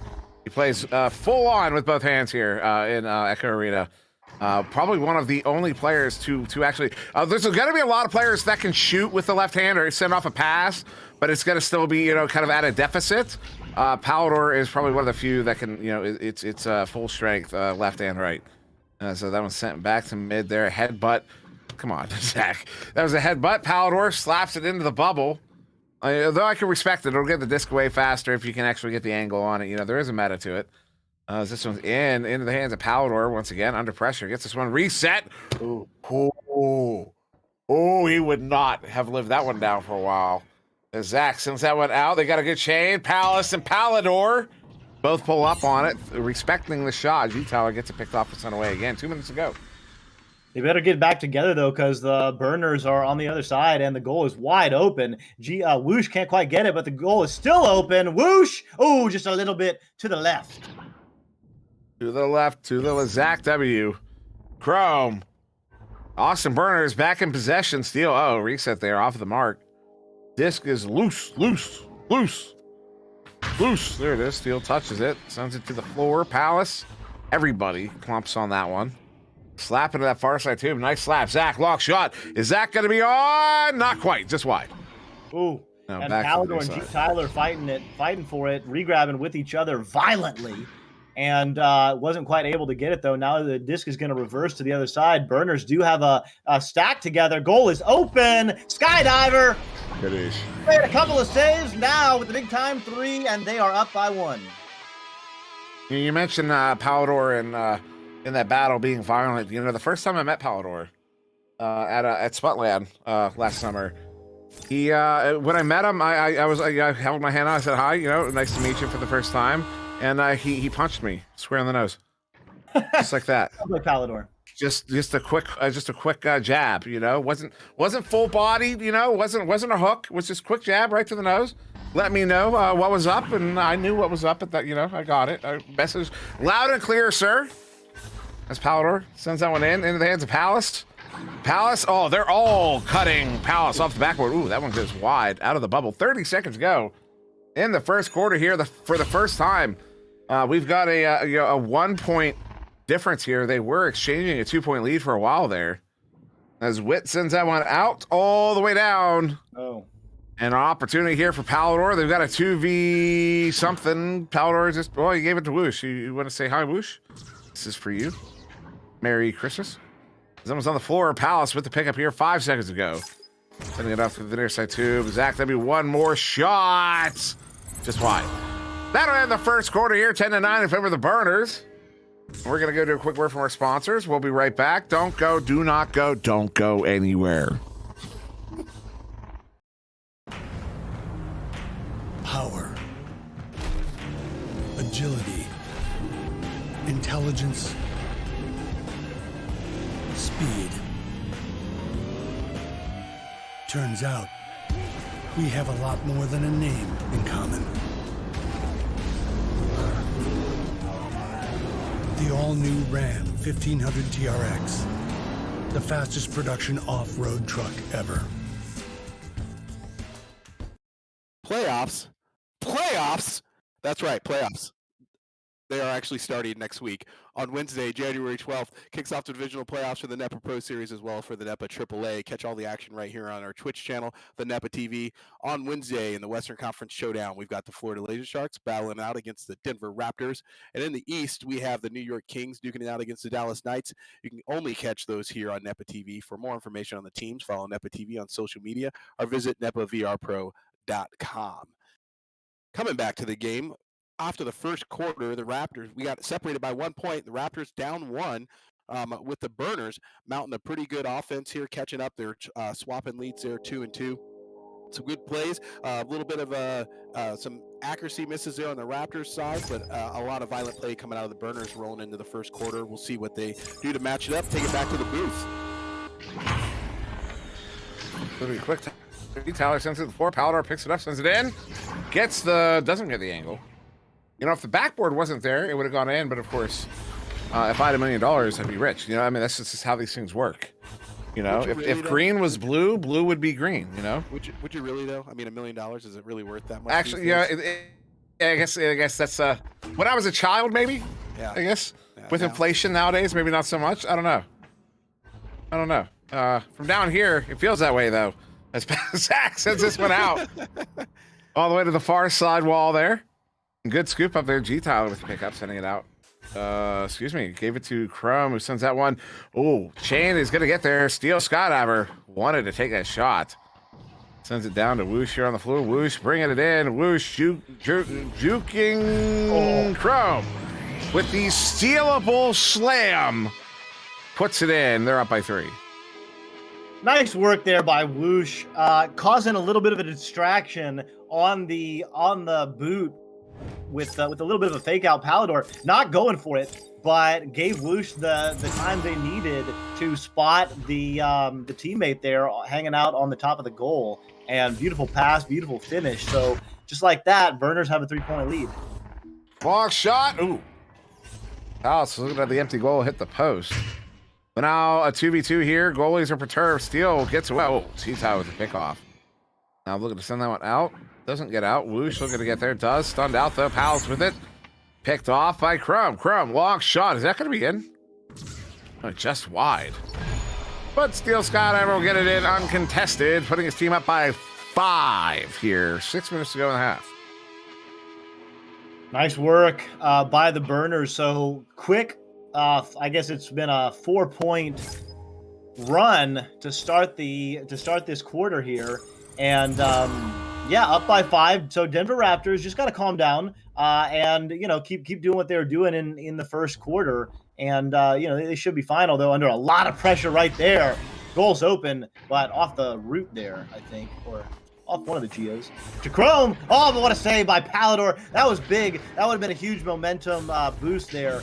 But now it's a little bit of a chaos. A little bit of chaos right now, Dimly. A little bit of chaos indeed. I do question that G Tyler send in a moment ago. He was just there looking for a Dusty. I'll pass that one to Whoosh. Whoosh jukes around a little bit, gets it in. After a little bit of chaos, a little bit of fluff, they're up by 7. The Austin Burners are here. 5 minutes to go in the first half. Yeah, so Burners thriving in the chaos. Raptors getting a little bit enraptured, perhaps. Palador with the disc now. Oh, not what you want. Chrome to Whoosh. Whoosh gonna have a time to turn around and kick in the 3. So that is 9 unanswered points by the Burners, and they're up by 10. Yep, 4 unanswered goals, 9 unanswered points. The Burners have made the second round their round, as they were exchanging in the first quarter. Now, Denver Raptors are fourth. Joust advantage of the quarter. Zach looking to get it to the near side tube. Does get it there, but nobody there to receive it. Chain tracking it down. Wit with it. Uncontested. Too many stuns in the backfield. Which means Palador is probably stunning people, and he wants you to know it. They're back with an 8. That's those jabs. That's where he was practicing those jabs, Dimly. That's what I'm talking about. Evidence. He is an exceptionally violent individual. You ever look at his hands? They're all calloused up. He's got them calloused knuckles. Because he's violent. Whoosh, near side. Crow. In to Steel. Steel sending it all the way in. Uh-oh. That one's off the mark. Always going to come out to play that one. That's Wit. Hi, Bob. As Wit sends this one into the near side trap. Picked up by Zach. Zach, long heave. Off the post. Almost gets the rebound. No.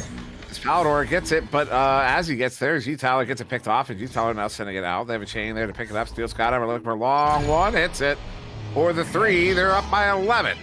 That is so tough. That is so tough. On the offensive side, Disc took a couple of funny bounces. Palador was not quite able to track it down.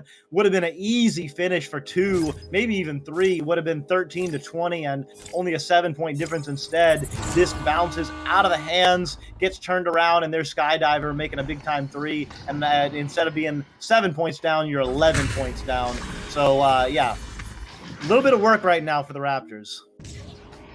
Opportunity here for the Raptors. Oh, ooh. Wait. Yeah. So it was a goal. Was that Palador who sent it? Palador took the shot, I do believe. Okay. But then somebody saved it, and yeah. Okay.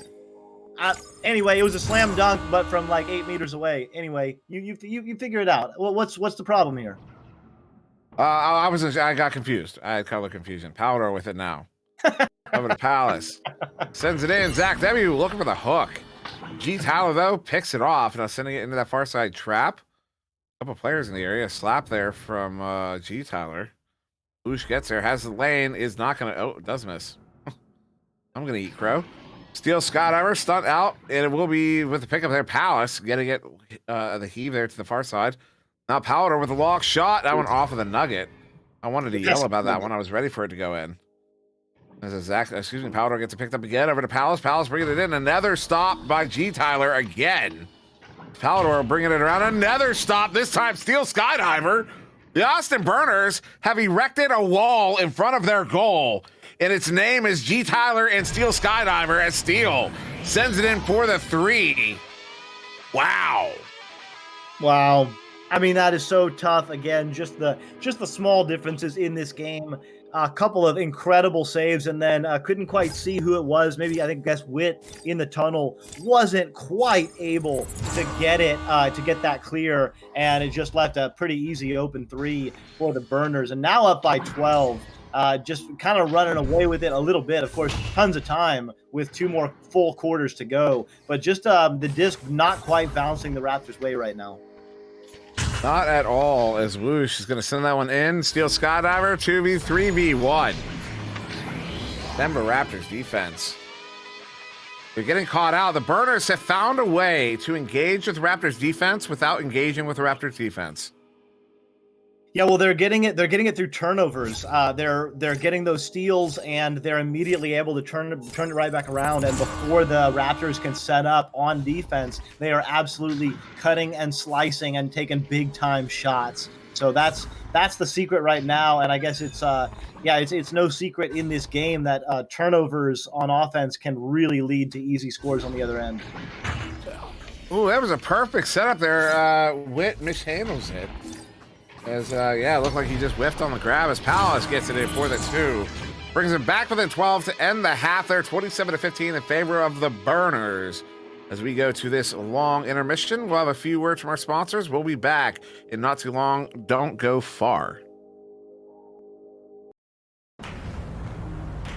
Power. Agility. Intelligence. Speed. Turns out, we have a lot more than a name in common. The all-new Ram 1500 TRX, the fastest production off-road truck ever. This flag isn't backwards. It's facing this way because it's moving forward. Just like the men and women who wear it on their uniforms and the country it represents. They're all only meant to move one direction, which is why we fly it this way, on the flanks of the all-new Grand Wagoneer, moving boldly and unstoppably forward. Welcome back, Echo fans. Just because Christmas is over doesn't mean it can't still be the season of giving. Come on out and support the NEPA Charity Cup. Come and compete with the pros March 18th through the 20th in St. Louis, Missouri. This charity land event is going to be hosted at the Busch Stadium of Redbird Club. It's tight, trust me. Open all Echo Arena players. We want to see everybody there. You don't want to miss this one-of-a-kind event. Go to nepavrpro.com for more information. And before I forget, yes, you need a reminder. You will be able to see all of our faces there in live, full color. And there's no like makeup, no brush paint. It's going to be amazing. And before we get back in the second half, we're going to take you to some quick highlight videos.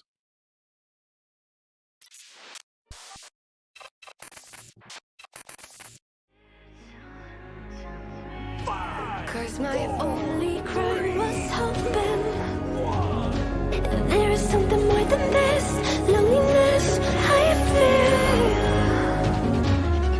But no one makes me feel less alive. We're fighting fire. The way you push my buttons just right. We're fighting fire.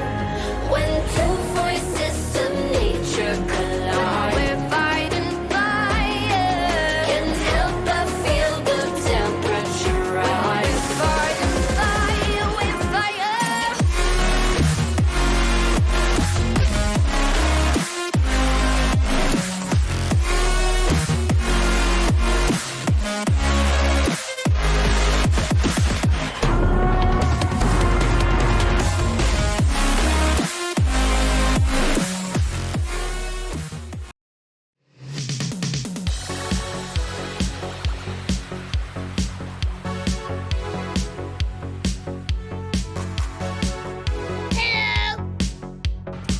Hello. 110%, guys. Got to outwork your opponents. Let's go.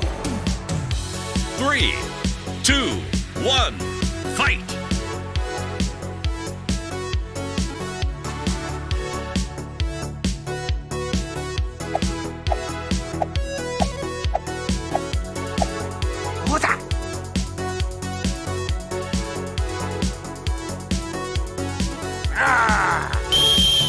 Oh my goodness, what is going on?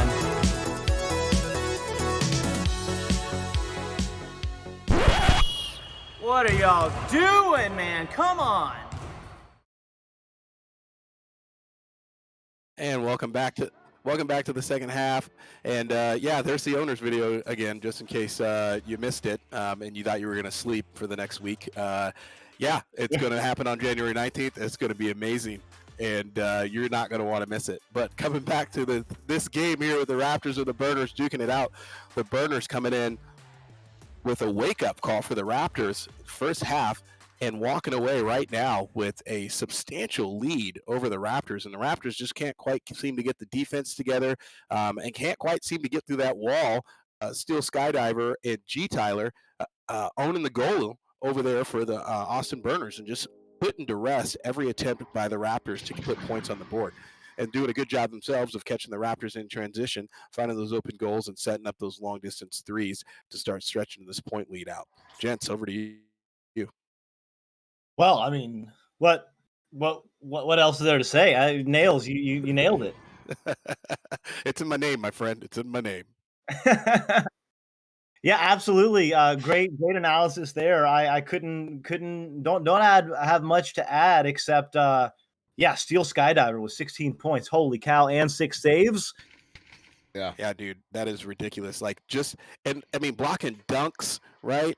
They're bringing in close. The Raptors are doing the legwork, getting inside the bubble, and just getting right up with the goalie being perturbed, as you would say, and still making the save. Like, that's got to be disheartening. Yeah, it is. It absolutely is. That's because, it's hard enough. So, like, as a goalie, it's already hard enough just playing goalie. And then to have, you know, folks on top of you trying to stun you out, screening you out, trying to get their body in front of your hand so you grab them instead of the disc, all that stuff is happening. It makes it virtually impossible to make the stop. So when you make the stop anyways, it's demoralizing to the other team. Because they're like, what else? Because their thought process at that point is, what else can we do? Literally, what else can we do? We have shut him down and he's still making saves. What else can we do? And that's going to just, we're going to have to figure something out. There's a shot there for G Tyler, goes wide. Slap there from Steele, keeping it live. G Tyler to pick it up, bringing it up, juking around. He's going to shoot. He does with the hook, puts it in for the 2. 28 seconds in. It's going to be first goal of the half to the Burners. Yeah, so the Raptors dodge a early bullet with a wide shot from G Tyler, but Burners being consistent and Woosh sending it in from below.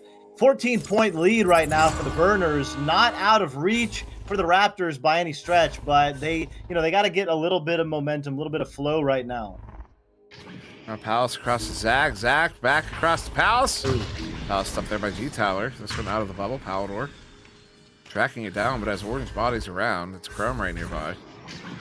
Palador to Witt. Little handoff there. Basically a handoff. Witt pulls the defense out. Gets his pocket picked from the front as Woosh sends that one out. Picked up Steele Scott over. He's looking for another one. No, he sends that one up. He's looking for an assist. No, Chrome. Back to G Tyler. Shot there on the goal. He sends that one away. I believe that was Witt in the goal. Slapped that one to the far side. Woosh with the pickup. Sending it across to the hands of Chrome. Chrome looking for a cut. Ooh, pass a little bit off, or Cut was not paying attention. Either way, it's off the mark. Woosh with another recovery outside of the bubble, though. Getting aggressive are the Raptors. See how far out of the bubble they were coming? And that one somehow off a whip, but it goes in for the 3 nonetheless. That's a 7-point lead now. Excuse me, a 17-point lead now to the Burners. Yeah, and I didn't quite see it. Oh, it does look like Witt kind of jumped out of goal to bother someone on the floor and left the goal open. And yeah, Burners, I don't quite sure who took the shot, but saw that the goal was open. Just like that, G Tyler closing that door. So just a little bit of timeliness from the Burners and a little bit of untimeliness from the Raptors right there is a 6-point difference. Some nice disc movement from the Burn. Although, as I say it, they scuff the reset. Of course, make me eat my words. It's one of the players' favorite pastimes. It's making me sound like I don't know what I'm talking about. Who's turning it around? Some of the players, I'm confident, get great pleasure out of that. In fact, the Steele sending that one across. G Tyler looking for a cut. Ooh, the underhanded pass is instead in the hands of Witt, who turns that one around. They have a chain away cleanly, though. One right behind. They have to shoot fast. They do. Ooh, goes wide. That was Witt taking that shot. So Zach W with the pickup here on the near side. Over to Palace. Palace setting up Witt. He gets a 1v1 and gets it for the 2. They're back within 15. Yeah, that back within. Won't say that was a make or break there, but after Witt missed that open 3, that was a big time recovery by the Raptors, down 17, and they just need anything to go their way. So that was big time, and maybe it'll continue with a little bit of a roll here. Far side there will be picked up by Chrome. Offers that one back to Steele. Steele sending back to Chrome. Chrome bringing it in. Goal's open. Goal was wide open. Witt was out challenging the player behind the goal there. It looks like Witt got stunned out on that challenge. Leaving the goal open, back to a 17-point deficit halfway through the third quarter. Yeah, Witt's jumping out a goal right there. Witt was actually all the way on the backside, I thought, fighting someone. And so that's twice in a row that Witt has jumped out a goal very aggressively and left it open. Hasn't worked out right now. Of course, you do want your goalie to be aggressive, and just G Tyler. Second time in a row, I think, as well, that G Tyler has jumped a great bubble pass. So just some great defense there by the Burners. The long heave, that almost goes in incidentally. Palace get it picked up 3.5 to go in the third quarter. Palace sending that one out through the far side tube. They're going to get a chain after it. But I don't know exactly what happened. That blue chain was away by themselves, and they just could not get away. It looks like maybe there's maybe ghost pulls or one of those track. You ever do that thing where you pull off and it just sends you the wrong direction for no reason? It's G. Tyler hits that one off the backboard, putting his team up by 19 points. The Austin Burners, in their last game of the season, are making a statement. Yeah, they really are, and the Raptors are going to have to dig deep right here. I mean, that was a little. That was the efficiencies. Shout out to, I believe it was Smooth Riding who came up with that one. But I mean, that was an efficient way to be just a little bit steezy. G. Tyler with the flick and off the backboard shot, beautiful. Palace with the attempt of a flick on the long three, but still a little bit wide. 19 points down. It is not over yet, but the Raptors really have to dig deep right now.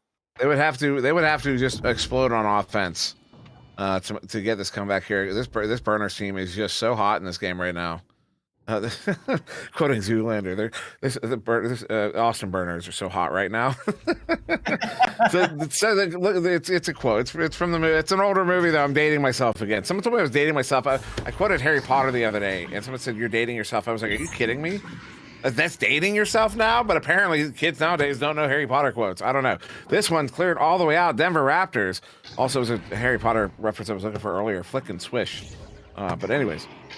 Little boosting here. Woosh sending that one up into the hands of Steele. Steele. Oh, the shot off the post. And then somehow Palador gets a pick off there. Oh. That one's all the way down and in. It's going to be near the goal. Not quite in. A good chain there. Zach W. Ooh, off of the post. Lots of dings right now. As I can feel the stress in the room as G. Tyler says that one out. Palace with the pickup here in his own zone here for the Raptors. Well, only less than a minute 20. Oh, no. Whoosh. Picks that one off, but are you kidding me? Are you kidding me? The man is so good that when he misses, he scores. I quit. I don't actually quit. I just say that for a fact. Yeah, Raptors have left a lot of points on the table in this game, and I think it's getting to them right now, and it's feeding into a lot of confidence for the Burners. They're taking advantage of every mistake that the Raptors are making. They're turning it around, and they're efficiently scoring in transition, not really allowing Palador to do his thing. Swooping in off a great regrab and putting up some points on the board. So not giving up just yet are the Raptors. Let's see, can they get a little? Let's get a regrab to a score and get within 17. Y'all know about rally caps? Might be about time to get your rally caps on. As wet long shot if this goes in. Ooh, come on. Palador will plan it for the 2. We're back with his 17. As we go into this intermission, we're going to wait for this replay to finish off. But as we go into this intermission, now's the time to put your rally caps on as, no replay? Oh, rally caps on. We're going to intermission. We'll be right back after word from our sponsors. Don't go anywhere. Power, agility, intelligence, speed. Turns out, we have a lot more than a name in common. The all-new Ram 1500 TRX, the fastest production off-road truck ever. And that's right, Friday nights. I know you're looking for something to do. Well, guess what? At 9:30 p.m. Central, you can check out Late Night with Ivan Thrive right here on Twitch. With fun games, exclusive interviews. You never know who's going to show up on Late Night VR, so join us at 9:30 p.m. Central right here at twitch.tv/the NEPA TV at 9:30 p.m. to catch Late Night with Ivan Thrive, and your man's going to give you all the scoop inside, behind the scenes, in the league, and across Echo in general. Join us here. And coming back to the fourth quarter, Raptors looking to try and claw their way back from a 17-point deficit against the Burners with 8 minutes left in this game. It's coming down to the wire, boys, and I'm interested to see if the Raptors change up their game plan to meet this aggressive offense and defense from the Burners. Ooh, Oh, Are you kidding me? Are you kidding me? Well, that's not going to help. G. Tyler with the headbutt off a very fast joust, 4 seconds in, and that's a 20-point lead for the Burners. Unbelievable. You're going to hear us digging deep for the Raptors because, of course, you know, we always want to see a comeback as the casting team, but it's getting old. Well, that's how you start it. That's how you start it. And I'm not even going to let Dimwee talk. We're going to have 6 seconds in between goals, and it's just going to be analysis until scoring. Until that moment, until right there. Well, you didn't even make it a minute, man. I feel the wrath. We're not even a minute off the clock yet. Uh-oh. Opportunity? No. G. Tyler to whoosh, move it in. They've got their entire offense here. Now the defense turns. Ambitious shot. Zach picked off. Set out. Are they down? I see everybody getting away. Nobody clean. Palador, Zach, somebody. There it is. Zach to Witt. A cut to Palador. Palador will ultimately get the goal. They're back within 15. Back within 15. You heard it here first. Raptors on a run, 5 points very quickly, and this game is really starting to pop off in terms of the scoring. Not technically out of the woods yet, so let's see what the Raptors can do, and they are clearly not giving up. Palador and Palace are putting a lot of pressure on that offensive stack, but the Austin Burners rather are cutting through the chaos. Let's see what they can do. Who's trying to pub it? He gets stopped at the bubble because this is the Pro Series, sir. Zach. Big pick off there by Chrome. Is Chrome turning around now into the hands of Steel Skydiver? Steel pressing up, though. That one's going to take a bounce there as the defense is all over that. As Palace to Witt. Witt to Zach. Zach. That's how you're going to have to beat Steel Skydiver. They're within 13. It ain't over yet. Raptors keeping up the pressure. Let's see what Palador and Palace can do on this defensive joust. You know, if they can get a steal and a quick 3 here, this is all of a sudden right back in range. It really is. It actually is right now. As whoosh across there to Chrome. Chrome back to Steel, and they're going to slow down a little bit. The pass is off. Somehow goes right back to whoosh. Even when they miss their passes are on. They're back up by 16. Yeah. Wow. Honestly, I mean, 16 points. The game score does not look good, but it's been moments like that have really given a lot of momentum and confidence to the Burners. Take nothing away; they've played amazingly, but the Raptors have had some bad breaks, and the Burners have had some lucky breaks. Palador, turn around off Steel Skydiver's head, and that'll be a highlight for you. Clip that one. Back within, well, anyway, we're still playing this game. Pally getting some non-points on that one, since he won't get credit for them, but it was his goal. It's 14-point deficit, though. Chrome with it. Burners in possession. They're going to hold on to possession halfway through the fourth quarter. Steal, quick pass here to G. Tyler. G. Tyler up into the hands of whoosh. Too many bodies in goal. They spread out. Woosh brings it in. Ooh, it was not a shot. It was a setup to G. Tyler, who will slam it in and put his team up by 16 once again. Yeah, so Burners just not allowing a run to happen. Every time Raptors a little bit closer, Burners are showing some real class with the passing, their control of the disc, and their ability to get easy shots. We've seen them get a lot of points in transition and put a lot of pressure on, as you see there. But that last possession also shows that they can, score and do it under control and with an easy slam. So doing it in a lot of different ways right now are the Raptors. Now we got some back and forth right now. Zach sending that one in, but hands it off to Steele. Still some back and forth. Steele shoves it through the far side tube. And collected by G. Tyler. Wanted to take that shot, but Witt was in the lane. Now Woosh with it. Whoosh waiting for, oh, he gets stunned out. Look at that. G. Tyler slaps someone off the wall. If he got a goal there, that would have been phenomenal. Zach W with the pickup, stunned out. Disc is loose. G. Tyler gets it back. Now bringing it in. Pass across to, I didn't catch who it was, but Witt still got the stop, sends it out of the bubble. Steel Skydiver will pick it up. Sent in, but in the hands of Zach, turns it around. 2.5 minutes to go. They're going to chain after this one. They're in the area. Palador, oh, is not able to get that grab. That bounce sent it away. It hit that door there.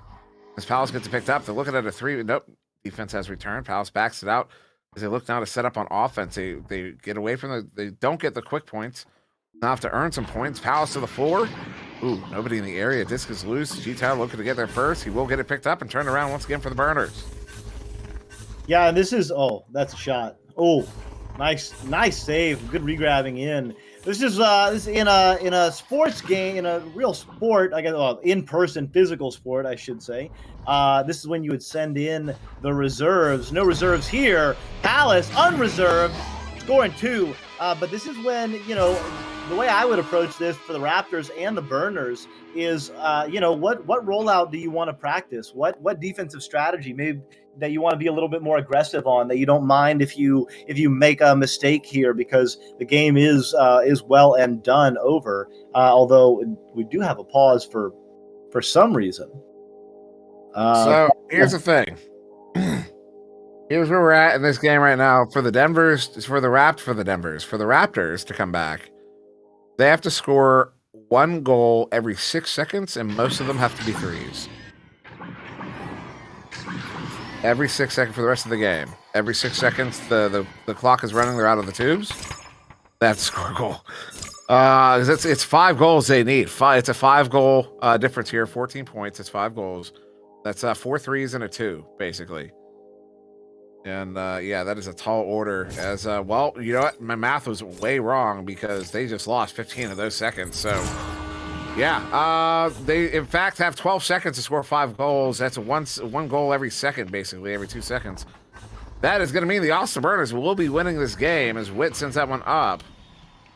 And Zach's trying to track it down here. Does get there. Flings it across, but in the hands of G. Tyler. 1 minute 15 on the clock. We are past the point of no return. The Austin Burners will get the victory in this one as Zach picks it off. I said it once, but now I said it with more emphasis, so it means it's like more serious now. We'll take it to more sure. No, I felt it. That hit me. Oh my! Oh. G. Tyler hitting that one, not taking any time off. Beautiful shot from 31 meters out, getting the turnaround. I mean, just taking that was an attempted Kung shot, I do believe, and instead it was a turnaround 3. So 50 points on the board for the Burners. Mixed Gaming asking, is this Fortnite? No, this is PUBG. Zach W handles this one. Sends it through the near side too. G. Tyler. This is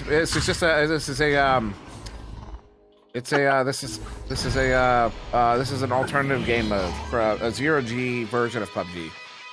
20-point deficit. It should be the last goal. We're gonna have 4 seconds on the clock here at the end of this one. The Austin Burners have made a statement in their final game of the season.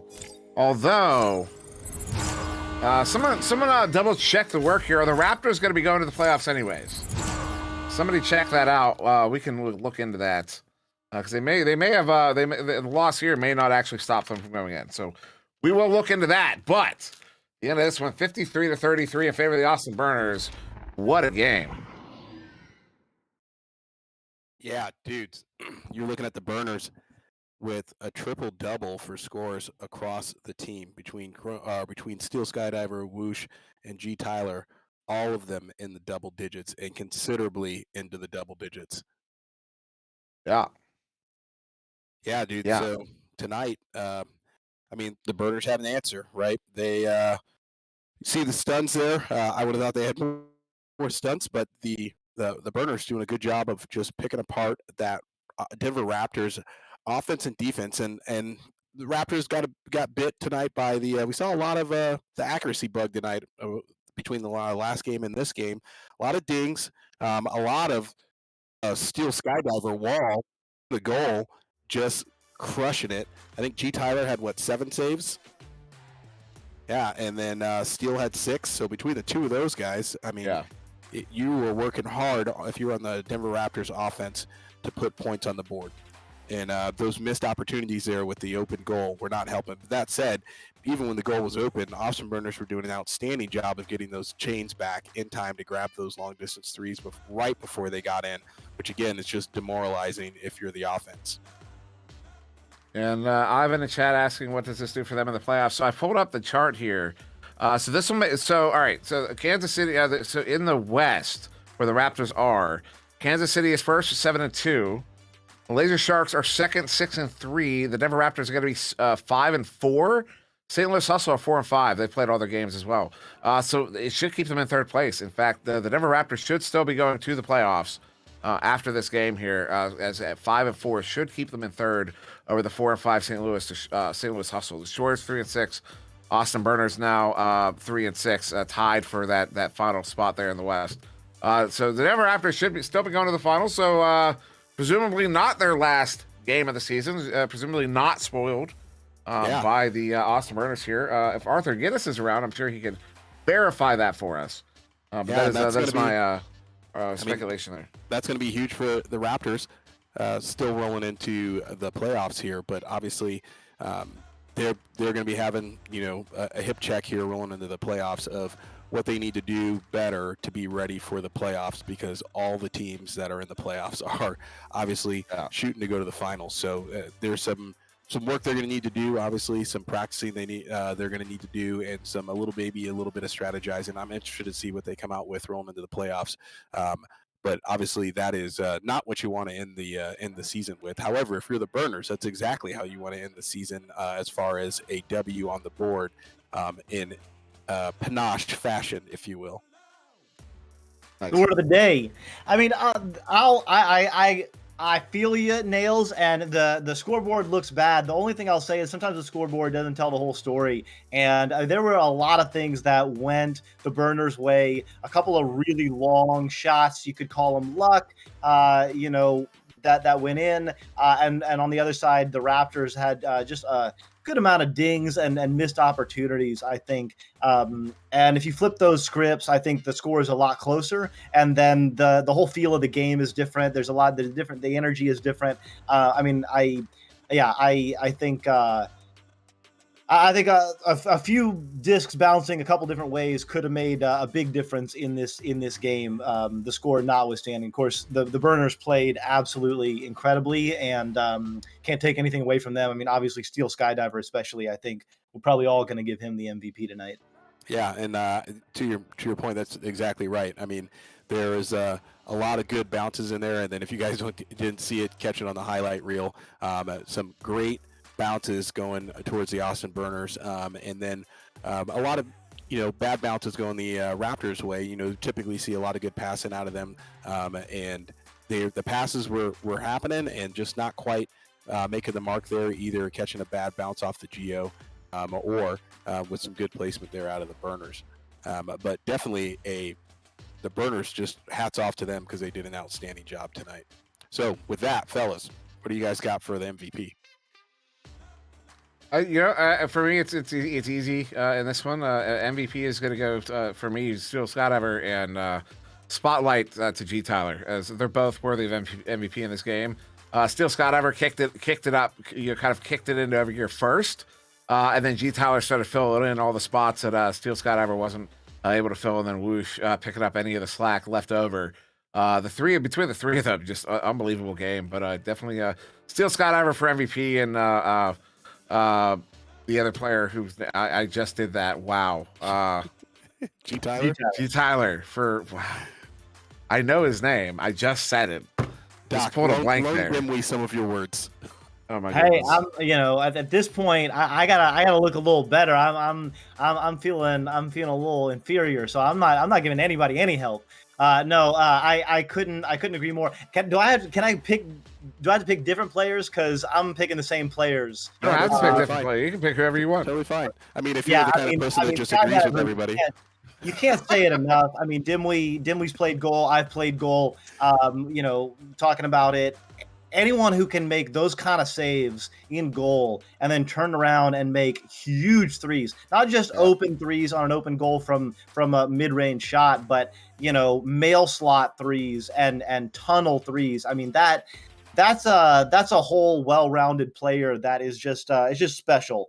And really showing off all the skills tonight. And then, G Tyler, but Woosh as well. I mean, both of them kind of shared a lot of the spotlight in terms of contributing, looking for each other, making beautiful passes, feeding each other to get easy finishes. I think those three players really shined for the Raptors. I mean, Palador obviously stood out with 11 points, but the Burners just turned up too much heat tonight to not give them the credit.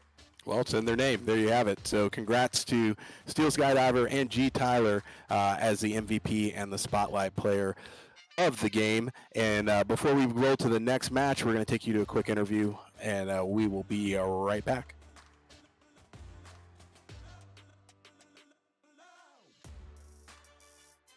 There's some people in here. With What's who? happening? Hey, how's it going? What up, Cole? How you What's doing, up? man? Pretty good. How are you? Doing all right, man. Wow, outstanding game tonight. You guys really crushed it, and that was awesome game to watch. Seems like you guys were firing on all cylinders. What do you guys think were the major keys to your success tonight? We were just really fast tonight. I think in warm-ups, we practiced our stacks. We practiced in between our warm-up and the actual game. We practiced doing some stacking. I think we were just getting around the arena really fast. So. Yeah, and it showed. You guys were getting back to stop those long-distance threes like lightning. You guys were pushing great two-man stacks down, take control of those open goals, and put those points on the board. It was really awesome to watch. I think you guys kind of took over about the late first quarter, maybe early second quarters, where it really started to walk away.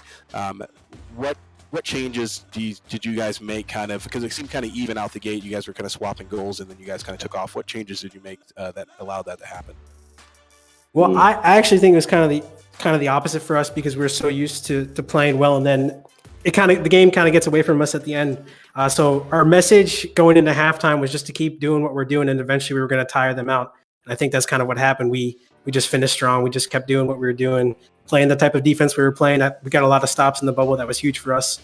And we were just converting all our goals. So I think that was huge. Yeah, there were some amazing stops in the bubble. Your guys' goal and bubble defense was on point tonight. It was incredible to watch. You guys will see it when you watch the replay, but we were going nuts. It was awesome. Yeah. You guys, I think there was one timeout that you guys took there. The fourth quarter. Is that you guys? What did you guys discuss during that timeout there? If you wanted to share. That's breaking his controller. So I don't know if it was showing on stream, but when you hit your controller hard in Echo Arena, like against your arm, for example, sometimes the controller just freezes up. So I was playing with one hand for like a couple minutes there. So we just had to wait until there was a score so I could fix the issue. So. There you have it, playing one arm tied behind his back, still crushing it. And don't worry, that'll go down in legend on the chat there. So now that the season's wrapped up for you guys, what's next? Well, we're really excited with the progress we made with our starting roster. We've gotten, I think, at least 10 to 20 times better during the season. We feel like we should be a playoff team. We're not a playoff team. It's unfortunate, but we're going to come back stronger. We're really excited for LAN. We have a lot of good players on our team. We have a lot of good Quest 2 players on our team. So we're going to prep for LAN. We're going to do some more scrims, especially on Quest 2. Awesome. Well, that was going to be my next question, if you guys are going to LAN, but it sounds like you are. So I guess. Oh, yeah, we're going. We're going. Awesome, man. Can't wait. Congrats tonight on the W to finish out the season. Outstanding job. You guys looked really, really good in the arena. I can't wait to see you guys at the LAN. Thanks for joining us. Yeah, thank you.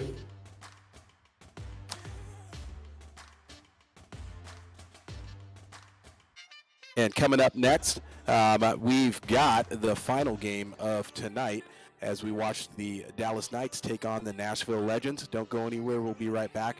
Thanks to my man Dimwee as well as Doc Education. We will see you guys here in a few minutes. Do not go anywhere. As Dimwee would say, do not go anywhere.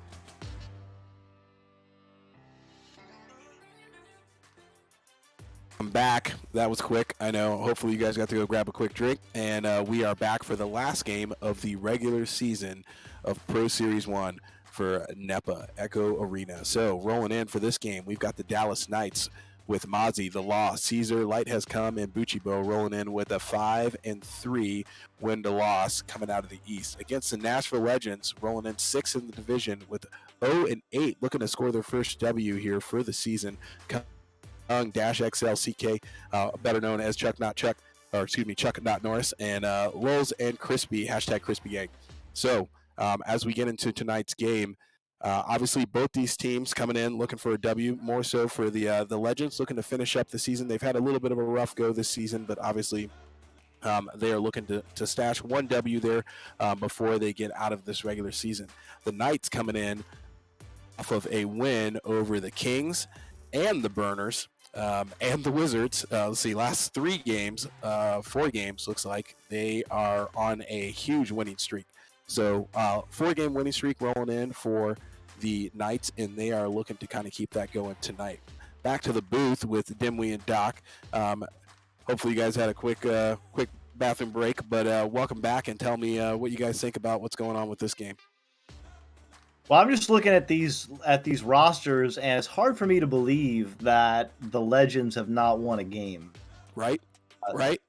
And it's not going to be easy for them tonight because Mozzie, Caesar, Light, and the Law are definitely not going to make it easy for them.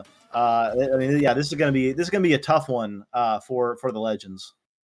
Yeah, and the Legends are coming in. I mean, as always, the team on the winning streak, in my mind, is usually at, I would say, a mentality disadvantage, right? Because they're at that point, they've got things figured out.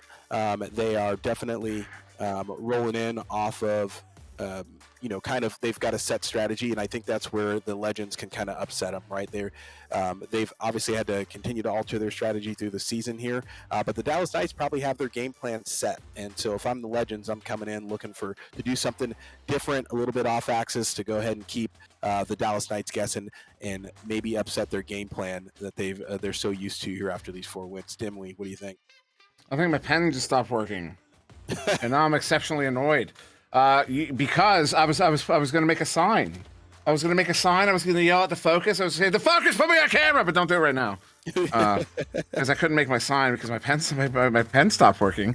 Because I believe. See, the Dallas Knights are coming in this one really strong. The Dallas Knights are coming in this one super, super strong. 3rd place, we're going to the playoffs. The Nashville Legends are the only team in this game that actually have something to prove, and if they can prove it against a team that's going to the postseason, against a team that's going to the playoffs, if they can do that here, that proves something. I believe. Well, I mean, the Nashville Legends. Believe the Nashville Legends can and will get that. If you shout out to Nat there. Yeah, well, I mean, your face is cutting out. I'm just kidding. Sorry. We've already seen two upsets tonight. I mean, we had 2 teams both going to the playoffs, right? Get upset by 2 teams at or near the bottom of the division. So, in keeping with trends, I mean, maybe tonight is a Legends night, and I think they have been working hard all season, and I think it's going to pay off tonight. So, we'll see what they're bringing. As for the Knights, tell me what you're thinking about the Knights there, Doc. Well, the Knights, I mean, I'm looking at the roster, and this crew that is just really, really fun to watch. The Law is, to me, I mean, well, all these players are just, they're incredibly skilled, but they're also incredibly smart. And the way that they play is so, it's the way I like to see an offense be run, in terms of passing, back passing, spacing, just incredible patience. And the Law is someone who plays often on the back line, who can kind of conduct that orchestra just really beautifully. Caesar and Mozzie and Light Has Come, all incredible scorers. The Law can put some points on the board as well. So, I mean, it's just a team that is just incredibly well-rounded. They have the individual skills to do basically everything that the game demands of them, but they also have the strategy and the calm communications and the beautiful back passing and spacing that I mentioned. They're just a lot of fun to watch on a lot of different levels. So look to them to, especially if they can get a lead, just like a boa constrictor, absolutely squeeze the life out of their opponent with time of possession and then just stuffing it down your throat. You know, I actually talked to the Law earlier today about this game tonight, and you know what he told me? This is pretty unbelievable, and he sounds pretty confident. He said, if the Dallas Knights lose tonight against the Nashville Legends, that the Law will get the Legends logo tattooed on his neck. I heard that. I overheard that. It's a fact. You heard it here. You heard it on TV. That means it's true.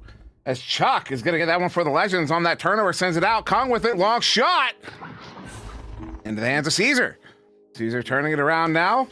20 seconds off the clock. We've already got a few opportunities. The Law going off of the ceiling there. That one's going to be picked off by Kong. Kong turning it back around now for the Legends.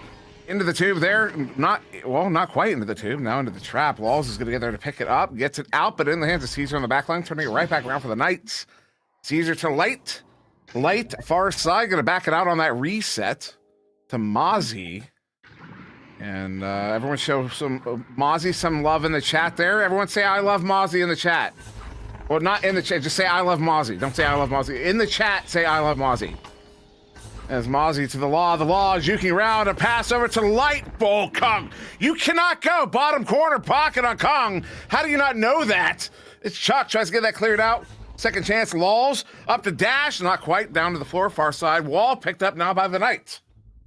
So early days, the Dallas Knights spent a lot of time. I mean, they showed what I was talking about earlier, that incredible patience and spacing, got a shot off. And of course, as you called it, Kung with the incredible individual play on the stop. So, it goes both ways. Sometimes it takes a team to get a shot. And sometimes one single player can stop all that momentum. And that's what Kung did there. The Knights looking to reset their offense here. And Light bringing it in. Oh, another stop. This time Chuck with it. The Chuck send out off of the hands of, I believe it was Mozzie there. Mozzie, another shot. Another save by Chuck. Chuck sends it out with that Caesar on the back line, sending it back in. That's by the hands of the Law. The Law set up there to Mozzie, who's ready for it. 2 minutes in. 2 minutes it took for us to get our first goal in this game. How many shots? Do we have a shot counter? Shots taken, 8 total in the game. 8 shots, 1 for 8. We are already in this game, Doc. Wow, and it's all because of the saves. I mean, those aren't just misses by and large. Those are Kung getting stomped. You're not wrong. 7 saves in this game. Stumped in the tunnel. So early days, it is all about defense and brawling.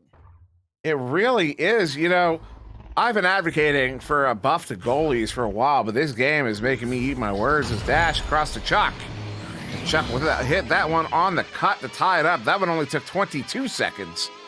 Quite a bit quicker than the last as we get 3 minutes off the clock here. Chuck was like Spider-Man on that play. I didn't even see him, and he just jumped down from the ceiling and stuffed it right in. Absolutely coming out of nowhere. Nobody marked Chuck flying in. So that was a nice finish there by Chuck. Beautiful pass. Now cross pass there, Light into the tube, off of the mark. Mozzie's able to play it off of that bounce. Gets it across now to Caesar on the near side. Caesar approaching the bubble. All of the blue team in the bubble there. The Law puts on the brakes, backs it up. That's Light. They need to draw the defense out of the bubble. They pull the chain. Chain's going to go back, attack that pass. Look at that. That's how they work it. But Light gets it back. Another stop. Kung is unbelievable in this game. How many? That's 3 for him so far here. Chuck has 2. Lawls has 1. That's 6 among this Legends team so far. They want this victory. They are working for this victory. Another stop there. That one off of the now sent out, excuse me, as it's now in the valley there, though. Caesar with it again here for the Knights. The Knights look just unrelenting here on offense as the Law bringing it in. Oh, pass behind the goal there to Light. He will finally get that one in. Took a full minute, almost a full minute. That puts him up by 2 halfway through the first round. So incredible recovery there, but in the chat, we got Sneaky Evil asking Dimwee, could you explain the accuracy bug that was discussed and how it might be affecting the Knights tonight? No, I can't because it's not a real thing. Yeah, accuracy bug, as in the accuracy sickness, not like a bug in the game. That's my bad. I forgot who I was talking to. So yeah, no, it's probably just speaking that they've all kind of gotten their own heads and they're missing their shots lately or something. It's not a real thing. Of course, Sneaky Evil knows that. The accuracy flu. He's having some fun there. Sneaky said that he's new to Echo Arena, so you know, I believe everything. I believe everything that's in Twitch chat. Love you, Doc. As Light bringing this one in, jukes around, gets it into the hands of Caesar. Ooh. Look at that, gets both goalies frozen and floating. Gets it in for the two. The Dallas Knights to take it a 4-point lead.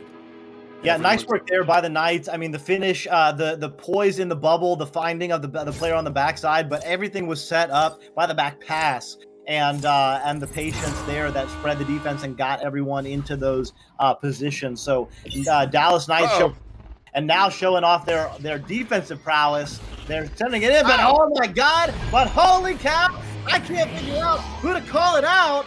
I'm not even supposed to be doing play-by-play, but there's so much going on. Dimwee. How many times did they just change hands there? Chuck got another save. Chuck and Kong both have 3 saves so far in this game. We're not even done with the first quarter. We've got a total of 10 saves in this game, 14 shots taken, and 5 goals total. Wall stunned out, still gets a pass off their far side to Kong. Jukes away, gets it. Oh, not through. Stuck in the trap. That's why we call it the trap. Mozzie looking for the long heave, hits it. 24 meters. He doesn't miss those. Mozzie Mozzie's not going to miss that. I mean, Mozzie's just not going to miss that. I didn't even have to look. I just heard Dimwee say Mozzie with the open goal, and it's tack 3 on. And, Sneaky Evil asking, you might compare accuracy to an insect? Sir, that doesn't make sense. Yep. Kong sending it. Yeah, we can't figure out what you mean. Open goal.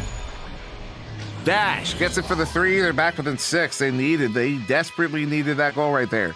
They needed those points, I believe.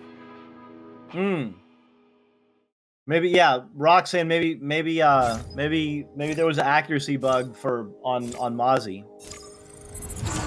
Anyway, the accuracy arachnid is Mozzie across the Light. Light juking in the tubes, does get that one sent up. Mozzie open goal. That goal was wide open. He had a lane there. I'm surprised he didn't take the shot. Disc is loose. Picked up here. Somebody, the Law, took the shot. That one's not out of the bubble though. Hits the frame block. Caesar bringing it back in. Another stop. Kong. They have been unbelievable in the goal here. Kong and Chuck in particular. Light waiting, looking, juking. Pull the defense out. Sends it on the reset to Mozzie. Oh no. Oh yeah. They get the points. They're up by 8.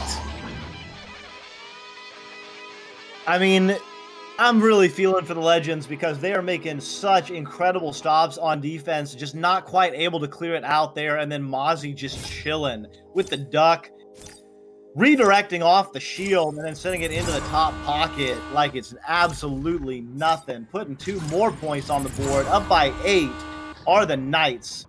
End of the first quarter. So with that, we'll go to a quick word from our sponsors. We'll be back in just a moment. Don't go anywhere. Sneaky Evil, sit down. Power,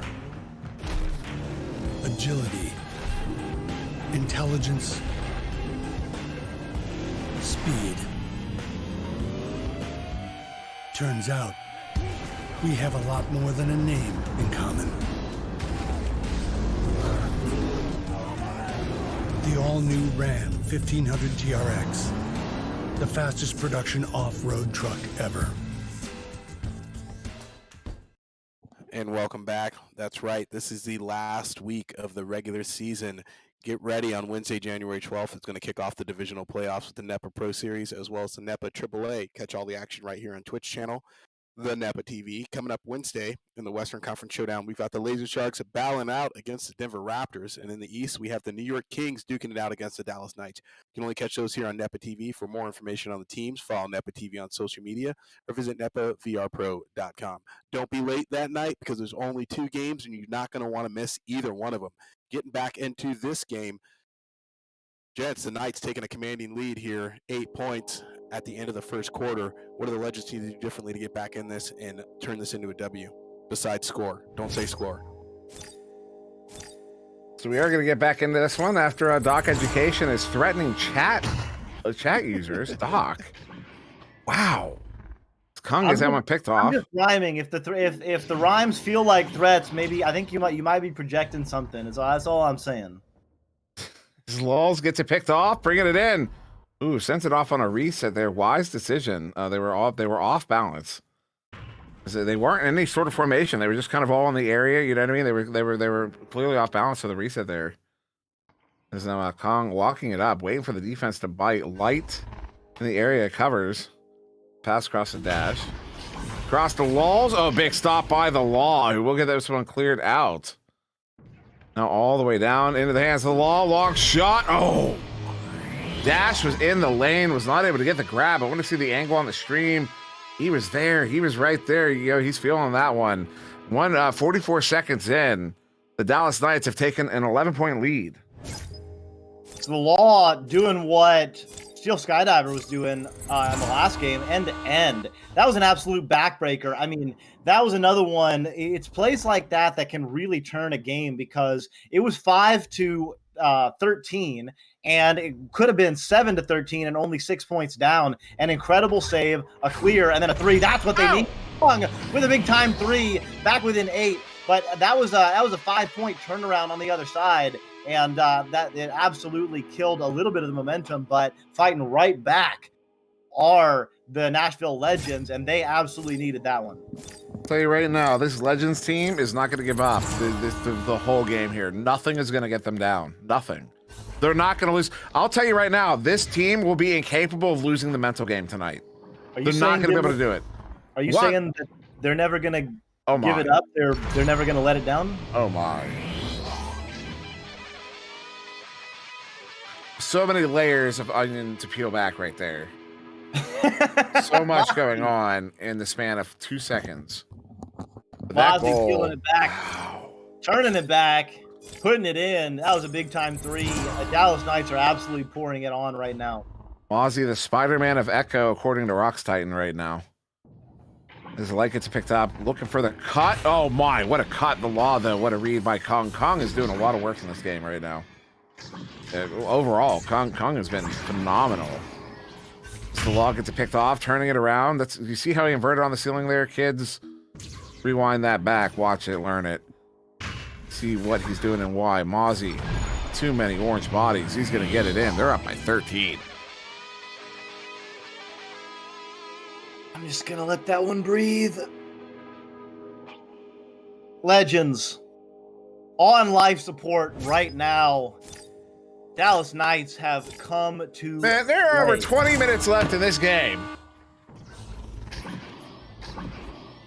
Life support. I'm calling it like I'm seeing it, Dimly. Look, it's not over, and there's a lot of skill on the Legend side, but right now, the Dallas Knights are absolutely taking it to them. Telling you, Legends are not going to be able to lose the mental game tonight.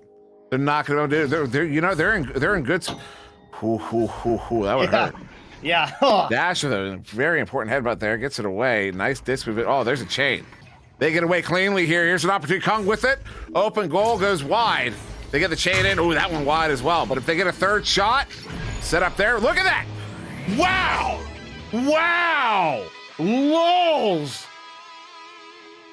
I don't even know what to say about that. That was just a gorgeous shot. Beats the goalie. Goalie was getting into position.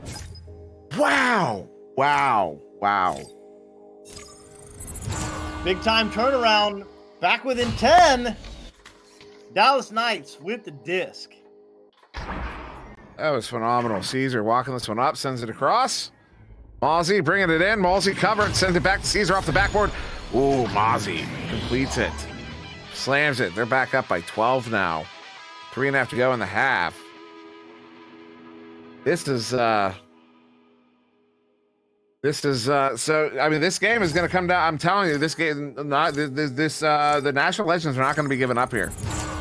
I still believe. Oh, okay. Pass across. Kong sends it out. Chain there. Kong. Oh, picked off. Mozzie with it. Mozzie is doing so good this game. Block shot off. Picked up by the teammate. The Law with the hook gets it in. Yeah, Mozzie with 14 points so far. So in National Legends, everybody on the National Legends with a goal, but not more than one. Although notable, 3 of the 4 are threes, which is that's an interesting ratio. Still though, a 14-point lead here, Doc. Yeah, the Knights are just putting way too much pressure on the Legends. The best they can do on that offensive joust is just clear it down the lane and hope that someone's there. Luckily, they are this time. They got a bubble offense set up. They need to score, and that they do. Dash, 2CK dash. And, I mean, the National Legends, like I say, I mean, look, there's plenty of time. And a team like the Legends, the skill that they have, they absolutely can come back. But right now, I mean, the Knights have so much momentum that the Legends, this is the time for the Legends to really put some heat on. If they can get a couple more goals in the next couple of minutes, they might be able to stem the bleeding. Because right now, nothing is stopping the Knights from scoring. Now, Rocks in the comment chat says the Legends went badly to ruin Mozzie's chances at playoffs.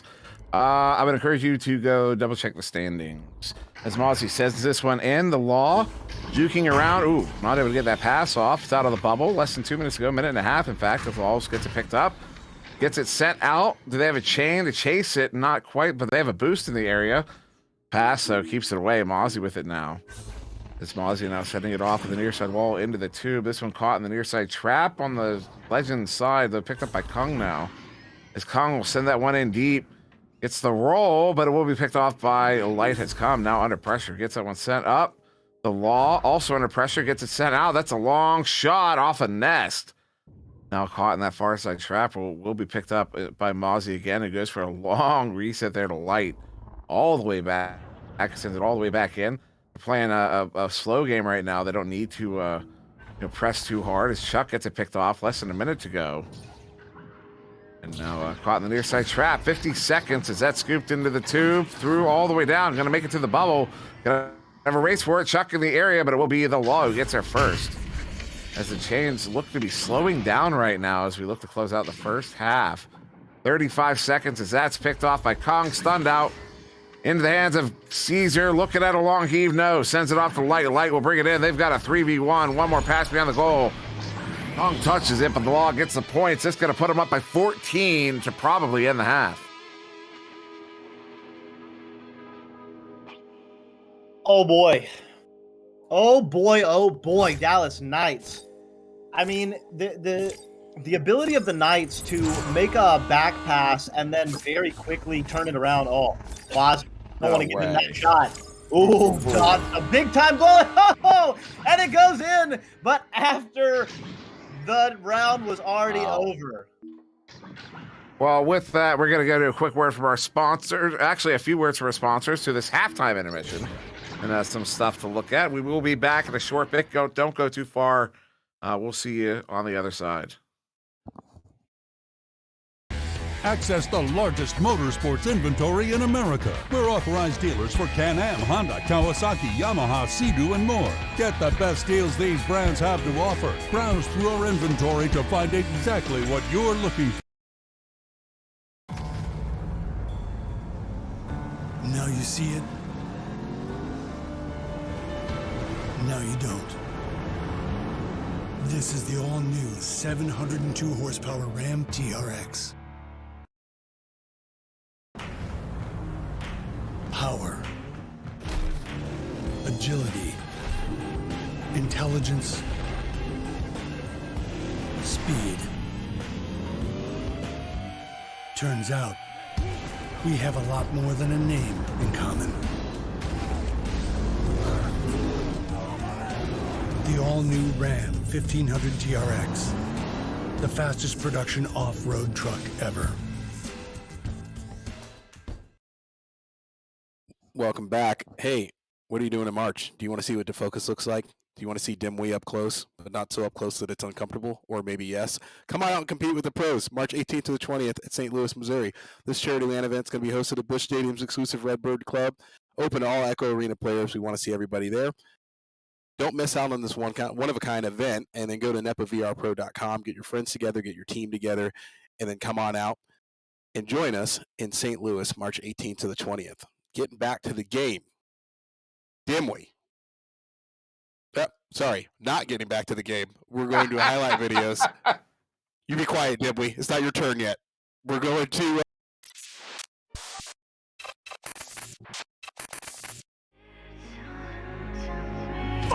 Cause my only crime was hoping there is something more than this loneliness I feel. But no one makes me feel less alive. We're fighting fire. The way you push my buttons just right. We're fighting fire. When two voices of nature collide. We're fighting fire. Can't help but feel the temperature rise. We're fighting fire. We're fire.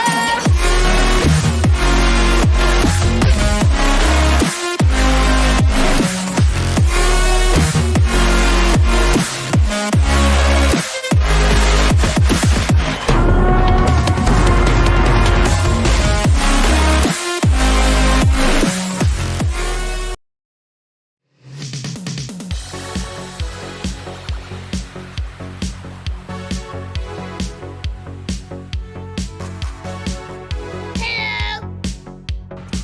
110%, guys. Got to outwork your opponents. Let's go. 3, 2, 1, fight!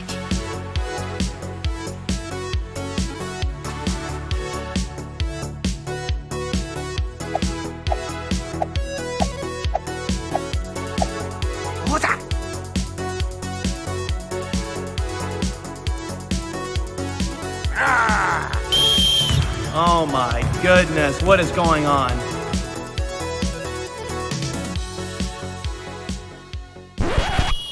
What are y'all doing, man? Come on. And for reals, welcome back this time.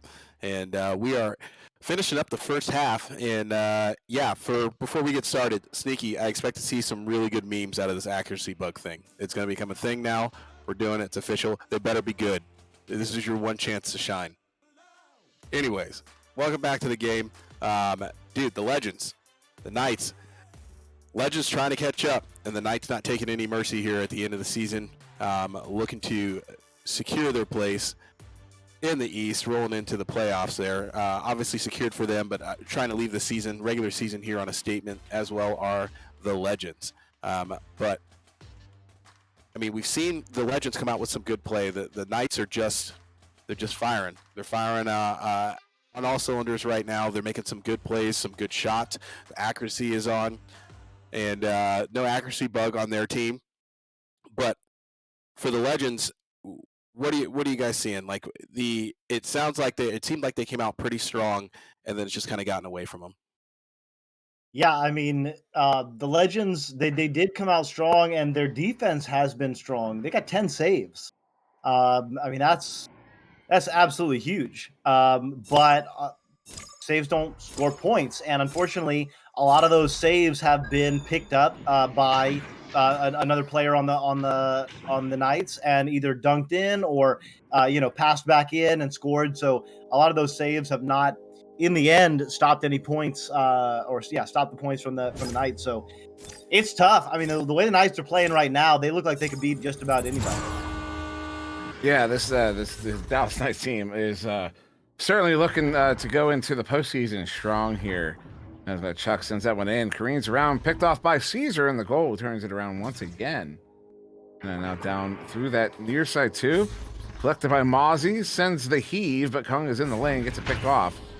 The send out right back to Mozzie. Mozzie looking for the send in once again. As that one's off the shoulder block, loose disc. Going to be race for it. Looks like the Legends will get their first. Laws collects it, sends it. Chuck. The Legend does not have the lane. Has to go off to Kong. Kong sends that one back to Laws. Laws, nice disc movement here to get the defense off balance.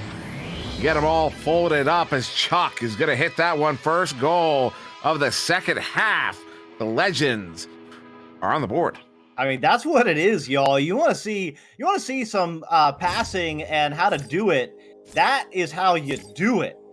I mean, inside, outside, in the bubble, out of the bubble, down low, up top, from below, and ultimately sending it in. So Nashville Legends starting off. Oh, Mozzie jumping the shark on that one. Trying to take a shot, but there's a thing called a shield, Mozzie. You can't just throw it right in. It's not that easy. Yeah, Mozzie looking for that coin slot. The send in. Ooh, big stop there, Caesar. The back of the hands, Kong. Oh, gets his pocket picked there by Mozzie. Mozzie, that's a long shot, though that chain's going to track it down, no problem. Chuck clears it out through that far side tube, gets it to Laws. Laws gets it to Kong. Kong has that chain. Oh, that's a lack of communication right there. That's a reset to Light. Light now with the clear. Gets someone out through the tube, into mid. Believe that was an incidental headbutt. What happened there? Okay, it looks like somebody grabbed the disc, then someone else headbutt the disc, and then they grabbed that person, and they all went flying off. That was just wild. Whatever it was, is Mozzie. That's off ahead, out of the bubble now. 2 minutes off of the clock. The Law with the far side. They're looking for the first of the half. Oh, Dash! He gets that one picked off and set out. They're going to chase after it. They have a leash. No, they don't. Oh, they're not going to get there. Did they overshoot it? Chuck gets it picked off, picked up. Under pressure, sends it back across from the hands of Kong. Kong, though, going to back it out again all the way out to slow it down once again for the Legends as they look to activate on offense. Get another one, maybe. Laws bringing it in. Cut into the hands of Caesar. Gets it cleared out. Kong with it back. Going to send it over. Dash to Laws. Oh, the Law. So the bubble defense right now for the Knights is absolutely stunning. And I mean that in a literal way, absolutely stunning out the Legends and getting some incredible steals and saves. The Legends are doing very well to get it into the bubble. And here's another opportunity. They need this one, and they get it. Slam dunk. Oh. There you go. And that is, in fact, the second goal of the half. Took 2 minutes. 2 minutes. How many saves do we now have on the board here? Saves in this game, a total of 19. Oh my goodness. The Legends have 14 saves so far in this game. 5 to Kong, 4 to Chuck, 4 to Dash. Dash is coming alive in the second half right now. As Mozzie gets that one picked up here, keeps the Knights in possession. Caesar with the send in, light back to Caesar. Oh, picked off by Dash. Oh, that chain there, that's Dash and Laws flying around. Light gets it back, sends it up. Do they have the advantage of they weren't quick enough? They have to send it back. They're going to reset here on offense halfway through now the third quarter. As Light stunned out, gives it away to Dash. Dash again gets that cleared out. They have the chain. That's a 3-man stack. They have a leash. Leash gets there. I don't know how it happens, but it does. That was the Law stopping that one from getting going anywhere. Caesar, a few jukes, gets that one sent away. That right there, that's why you juke. The chain there for the Legends gets it picked off again. Kong with the turnaround. It gives it away. It's caught in the near side trap. Actually, it's loose. Light will get there. Nice slap across. Not nice enough. Chuck gets it off of the wall and then cleared out to the far side too. They're going to have another race for it. Can anybody get away cleanly? Not quite. Yes, they do. That's going to be Kong with it. Oh, the stop. Caesar, it was a ding and then a stop and then a clear as Mozzie gets it, but stunned out. Kong with it again. Looking to bring it back in. Looking for options as to, gets his pocket pick. Mozzie clears it out again. Yeah, it's amazing how few times we've called Caesar's name this game. Normally a player that leaves a mark that is easy to see. In this one, Mozzie doing too much, and there's beautiful. As I'm, the opposite of the caster's curse, the caster's call out, I guess. Mozzie, that's a name we've called a lot today, and he's got 16 points right now. Now, Mozzie having a very good game. The Legends having a phenomenal half on defense. They haven't, though, been able to find the same success on offenses. That's going to be a turnover there. Mozzie with it again. Sends that one down to the teammate. Open goal for Caesar. Goes wide on a very steep angle. Good chain there. Chuck and Kong. Chuck gets it picked up. Sends it out, though. Ugly bouncer off of the Pac-Man. Kong gets it. Kong sends it to Chuck. Was screaming his name right there because Chuck was not looking at it. As now Lulz gets it picked off. Backs it up. Looking for an impasse. A Chuck to the right. Kong to the left. And Dash center. Goes to the right there to Chuck. Chuck move it in. Has the cut to Kong. No, Lulz cutting in. Who's he gonna go for? He goes below the goal there to Dash. Dash under pressure going up to Lulz. Lulz turning it around. Nice shoot. Oh, what a grab. Mossy hit the floor to get that one picked off. But it's gonna be Chuck with it. They've got an opportunity here. That chain, they gotta move. Move. The chain's back now. They're already back on defense. That is unbelievable. They had a 4v2 right there that they did not take advantage of. That's why they're not scoring on offense. You have to take advantage of those moments as Lulz will finally get it in. I'm not gonna eat my words though. That was a 4v2. They had to go 4v. It doesn't matter. They got the points. They got the points. So I don't know. I don't know what you, Dimwee. I don't know what you're saying. I don't know.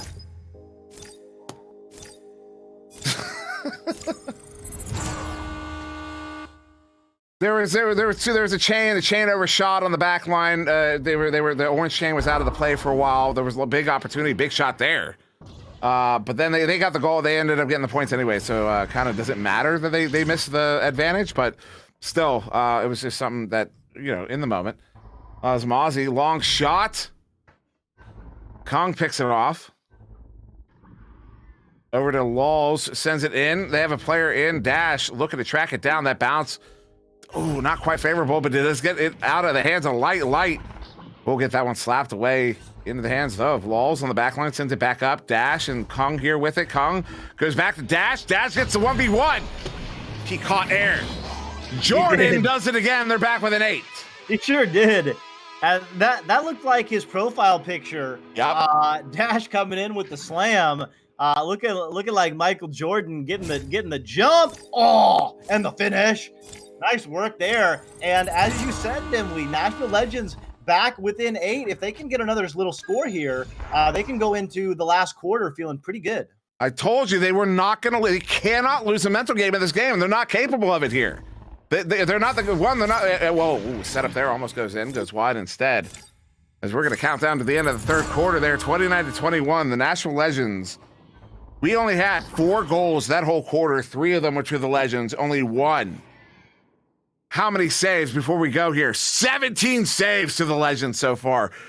Quick intermission, quick break. Word from our sponsors. We'll be back. Don't go anywhere, I believe. This flag isn't backwards. It's facing this way because it's moving forward. Just like the men and women who wear it on their uniforms. And the country it represents. They're all only meant to move one direction, which is why we fly it this way, on the flanks of the all-new Grand Wagoneer, moving boldly and unstoppably forward. And do you find yourself at night, home alone on a Friday, nothing to do, all your friends are out having fun, looking for a friend to hang out with? Hang out with Ivan Thrive. Late nights, Fridays, 9:30 p.m. Central. Check out Late Night with Ivan Thrive right here on Twitch with fun games, exclusive interviews. You have no idea who he's going to bring in, and it's always going to be exciting. You're always going to hear some good talk about what's going on in the league and what's happening behind the scenes. So join us at 9:30 p.m. Central right here on twitch.tv/the NEPA TV at 9:30 p.m. Central. And rolling right back into the fourth quarter, it's going to be heated. We've got an 8-point difference. Nashville Legends looking for their first W of the season. Dallas Knights looking to hold on. Nashville's got their number. They can just put it together here in the fourth quarter. Plenty of time left to do it. Oh, now we're shooting. There was the Dallas Knights. Nashville Legends get possession first. Open goal. They're within 5. There it is.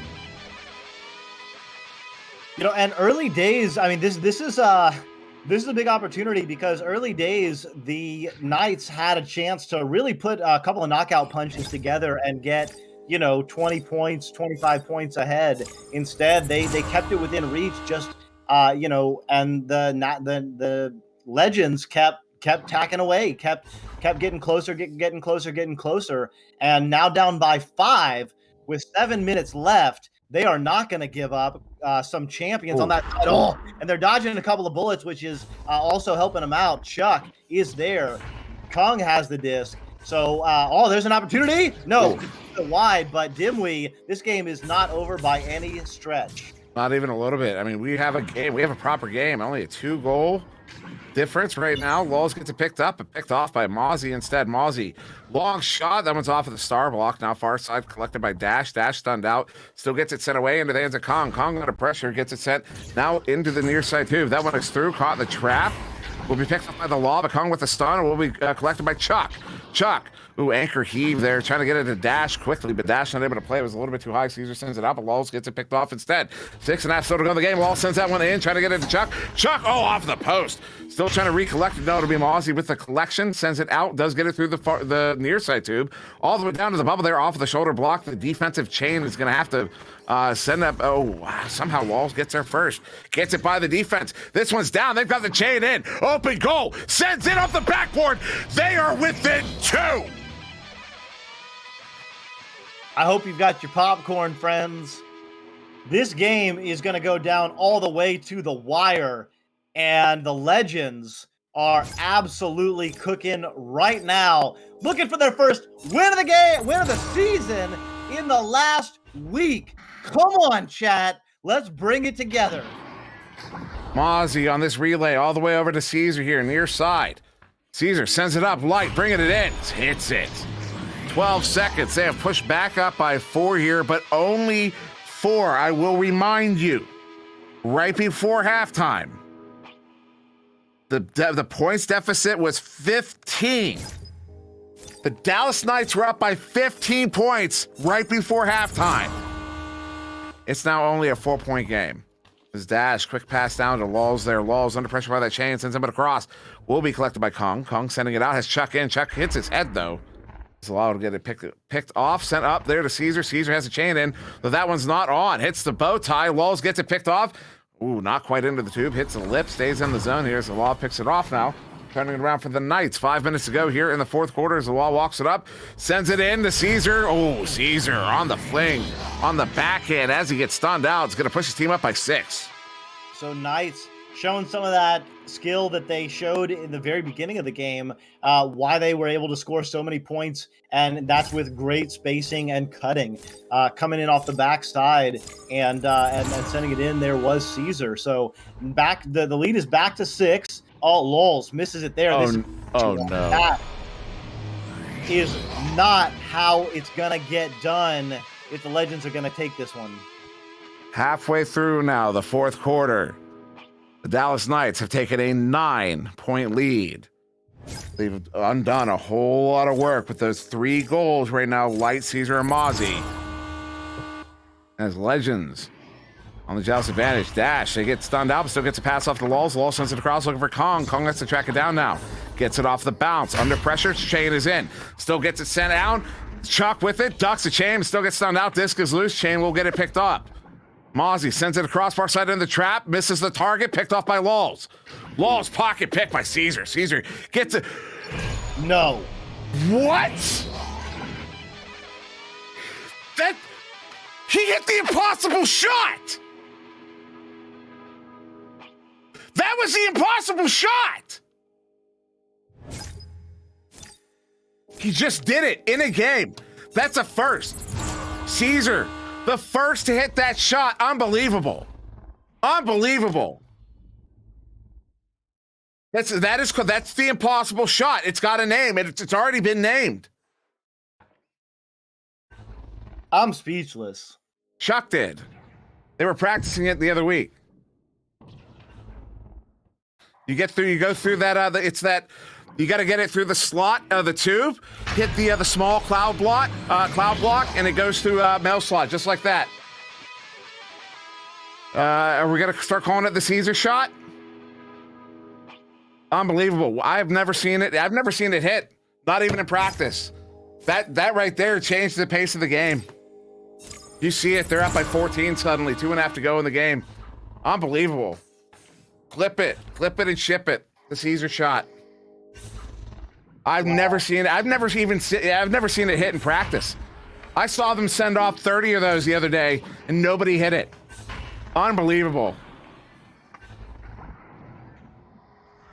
I'm so speechless. Chuck gets that one in. They're back within 12 here. It's still possible.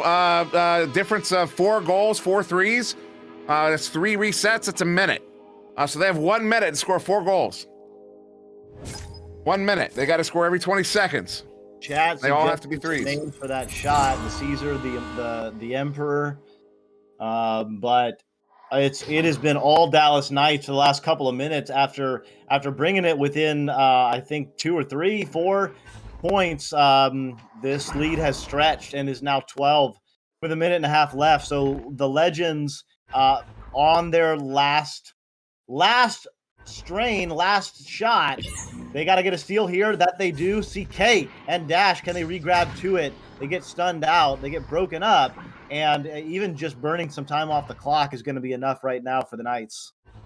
And Light sending it up here to the Law. The Law putting on the brakes, ducking, bringing it in, juking. Oh, sends it. Dash gets a grab there, sends it away as we get to the 1 minute mark. As we hit the 1 minute mark, that is the point of no return. The Dallas Knights will be getting a victory in this game. Unfortunately, the Nashville Legends, although Dash is going to hit a beautiful shot there, 14 meters out.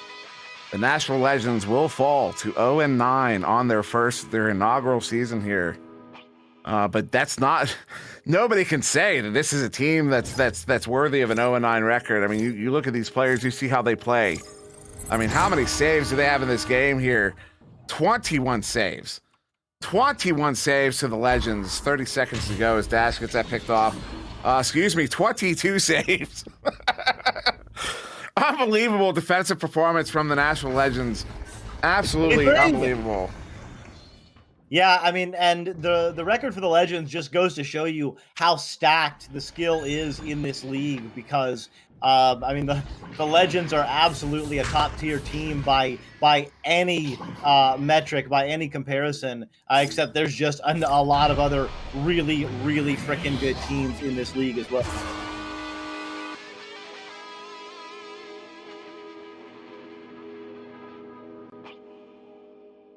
Well, gents. Yeah, I'm sorry. I'm just... That's it. Wow. Final game of the regular season. I mean, just look at the stats. By 3 times, 300% of the saves that the Dallas Knights had is what the Legends brought to this game. That was 23 saves. That was amazing. Unreal. I mean, maybe the stuns or maybe the steals, this would make the difference, but for the Knights. But like you said, the Legends were doing an amazing job on defense. It's just they just could not get that offense together to put those points on. They got super close, and then once that impossible shot happened, the mentality just shifted. You could feel it, you could see it in the game, and hats off to Caesar for that shot. But wow, the Legends, right there. Yeah, Caesar absolutely stole the show for that alone. I know there's a reason to give MVP to a whole lot of people in this game, but the Caesar stealing the show like that. Mozzie has so many goals in this game. Kong has so many saves. Chuck has so many saves, but the way Caesar took the show with that shot,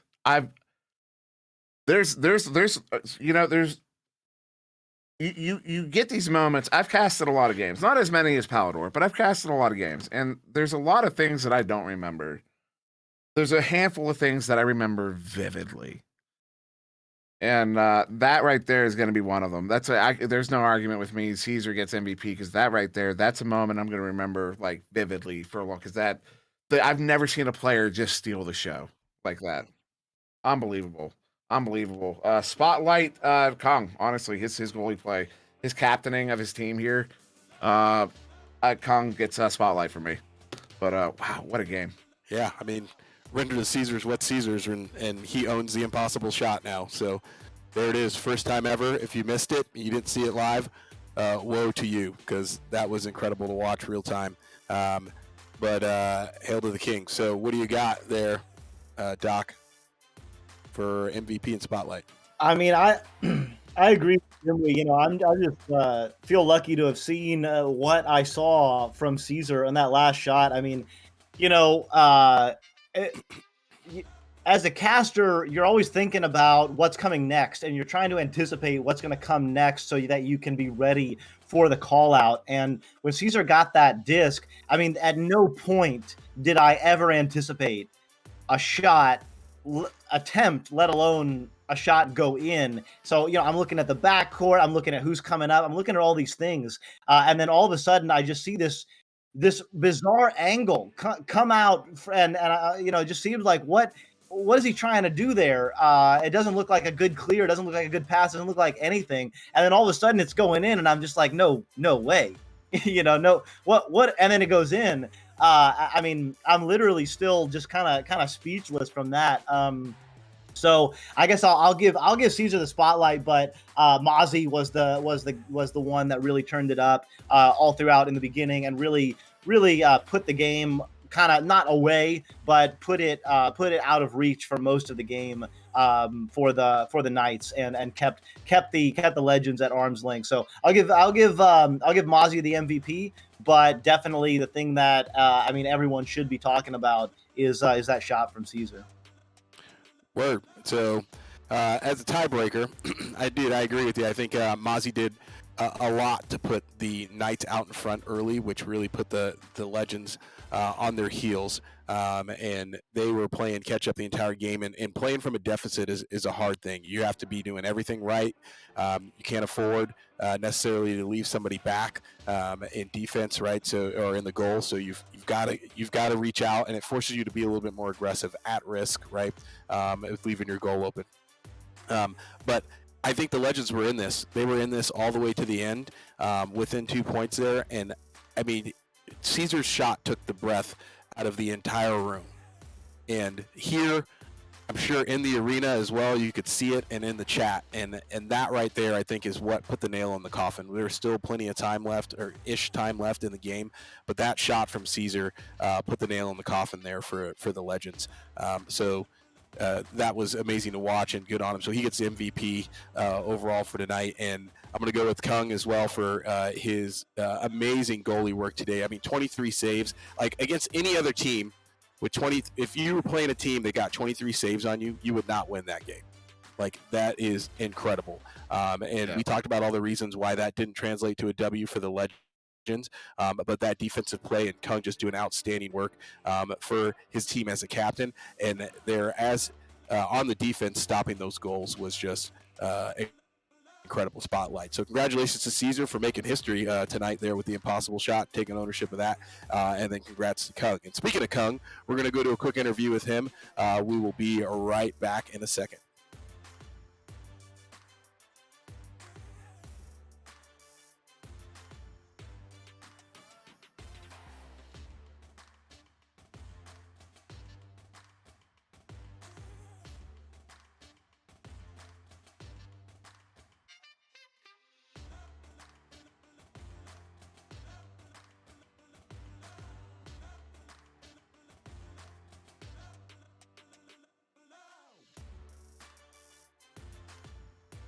Hey, what's up?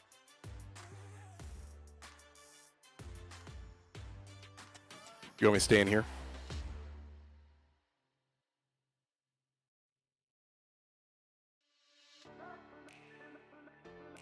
And hang with us. We're getting Kung connected here for the interview, and we will get that started here in 1 second. Hang tight.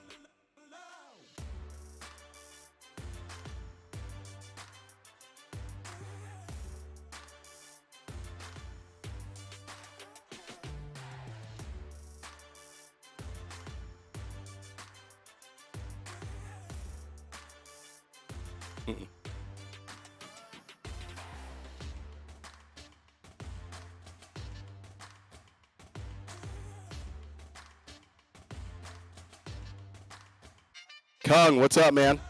Hi. Can you hear me? Yeah. How's it going? It's good. Yeah, good. Good, man. Dude, things didn't go Legends' way tonight, but you guys played some outstanding Echo tonight. It was incredible to watch, man. You guys, the defensive play you guys were bringing was, 23 saves for the team. It was incredible, led up by you. Amazing. Obviously, a little disappointing. Finish off the season there without a W. But taking that in stride there, what's your motivation and what are your guys' plans for the future here moving forward? We'll just keep on practicing, have fun with it. That's what we've been doing since the beginning. I mean, it would have been better, if that accuracy bug, it's a big problem right now, but it's all right. Nice, dude. Nice. Get ready for the memes, my friend. Yeah, the accuracy bug will get you every time, dude. Yep. Yeah, it was I've just watching your guys' play throughout the season, starting off, and then just the team's cohesion and chemistry moving forward throughout the season. It's just been incredible to watch as you guys have kind of gotten to firing on all cylinders there. And I know that's a direct result of you doing some great work there as a captain. And at halftime, we really saw you guys close that gap down, right? Like, I think the deficit, I can't remember, it was 13 or 18 points, but it was definitely double digits. What did you guys talk about during the halftime that changed that swing and that momentum where you guys just came roaring back? We basically just talked about what they're doing and how to counter it, and how to get our chains working and not so stunned, because our chains kept getting stunned, so we fixed that, and just gave us a nice little boost and score. And how do you as a captain there keep that morale and that mentality high in the team to come back from a deficit like that? Because as we all know, the mental game here in Echo is such a big deal, and you've got to have somebody on the team to kind of keep everybody focused, keep them on task, and not get drawn down kind of into that pit there where your attitude or the morale starts to get the best of the play. So what were you doing there as a captain to kind of make that happen? Not much. I mean, the team knows, they know how to play. They know what to do when we're down. Like, they don't give up. None of them give up, which is good. So we just, we keep at it. We try to fix what's not working, and we don't try to just get down on what's not working. Excellent. Yeah, and I'm sure you've seen in VRML previously, a lot of teams, when they get down into when that mental breakdown starts to happen, you really see it in their play, and it really starts to tear teams apart. So that just goes to again compliment how great you guys are and how great this league is of all professionals, and why you guys are at a professional tier, because you guys didn't let it get the best of you, and it really showed tonight. So rolling into this game and practicing scrims, I know you guys have had some things to work on during the season. What were you guys working on leading up to this game that was kind of your main focus? Just chaining, really. Chain's a really big part of the game right now. That, and then, obviously just getting on each other's page for the chains too, because it's there's a lot of stuff that you have to know what the other chain is doing so you can do the right thing. That's the biggest part. So we're just focusing on that. Yeah, and it definitely showed tonight. Your guys' chains were moving around the arena very, very fast, and always on point, always there, getting together. And a lot of those long clears, you guys were definitely beating the Knights down to their side of the arena to pick up those clears, and it was really fun to watch. And we could definitely tell that you guys have been working on your chains, and that they were really, really firing well tonight. So. Moving forward, what are you guys' plans for the off season? VRML, more practicing. What do you guys got going? I think we're still definitely going to keep practicing. Probably might take a break until the accuracy bug stops. But I think we can get it fixed. yeah, we got the Marine Dash going to the red shift next week. That'll be fun too. So awesome. Yeah, talk to Sneaky. I think he's got some pointers there on how to fix that accuracy bug. Yeah, definitely will. But final question: you guys going to the LAN in March? Oh yeah, 100%. Awesome. We'll see you there, man. Can't wait to link up with you guys. Again, outstanding work tonight. We're looking forward to see you guys in Pro Series Season 2, as well as at the LAN. And keep it up, dude. You guys did some nice work tonight, man. Thanks for joining us. Thank you. Appreciate it. All right, take care. Bye.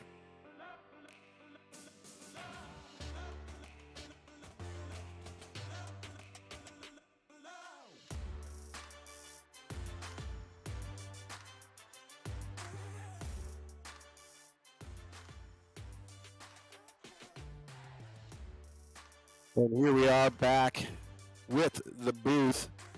Thanks for joining us tonight on the final game of the regular series season. Don't forget, next week we've got the playoffs starting. But you can catch all of that action here on January 12th on Wednesday with the divisional playoffs, the NEPA Pro Series, as well as the NEPA AAA. Don't forget to watch that as well. Catch all the action right here on the NEPA TV, and you can see the Denver Raptors taking on the Laser Sharks in the first game for the Western Conference Showdown, and then the New York Kings duking it out against the Dallas Knights, which you saw tonight. They're playing for the East. Catch all that right here on NEPA TV, and you can catch us all that information on the social media. Visit nepavrpro.com. Well, fellas, it's been a good run for the season. Any big pointers here before we get into the shootout action for the playoffs? I hadn't really given it any thoughts. Just good luck to the competitors, and look forward to seeing the rest of you out on the golf links. It's just another day for Dimwee. Is that how it goes? Yeah. Yeah. I'm excited. I'm excited to see how viral this accuracy bug is. In fact, and it could be bad, y'all. It could be bad. So luckily we're all socially distanced. But this accuracy bug, it seems to be at home with technology. So we might need someone to look into. We might need a doctor in the house. That's all I'm saying. Glad to be here on the last night of the season, and looking forward to the playoffs. Yeah, no, things that I'll never ever live down in my entire life. Awesome. Well, thanks for joining us. Welcome, Doc, to the crew.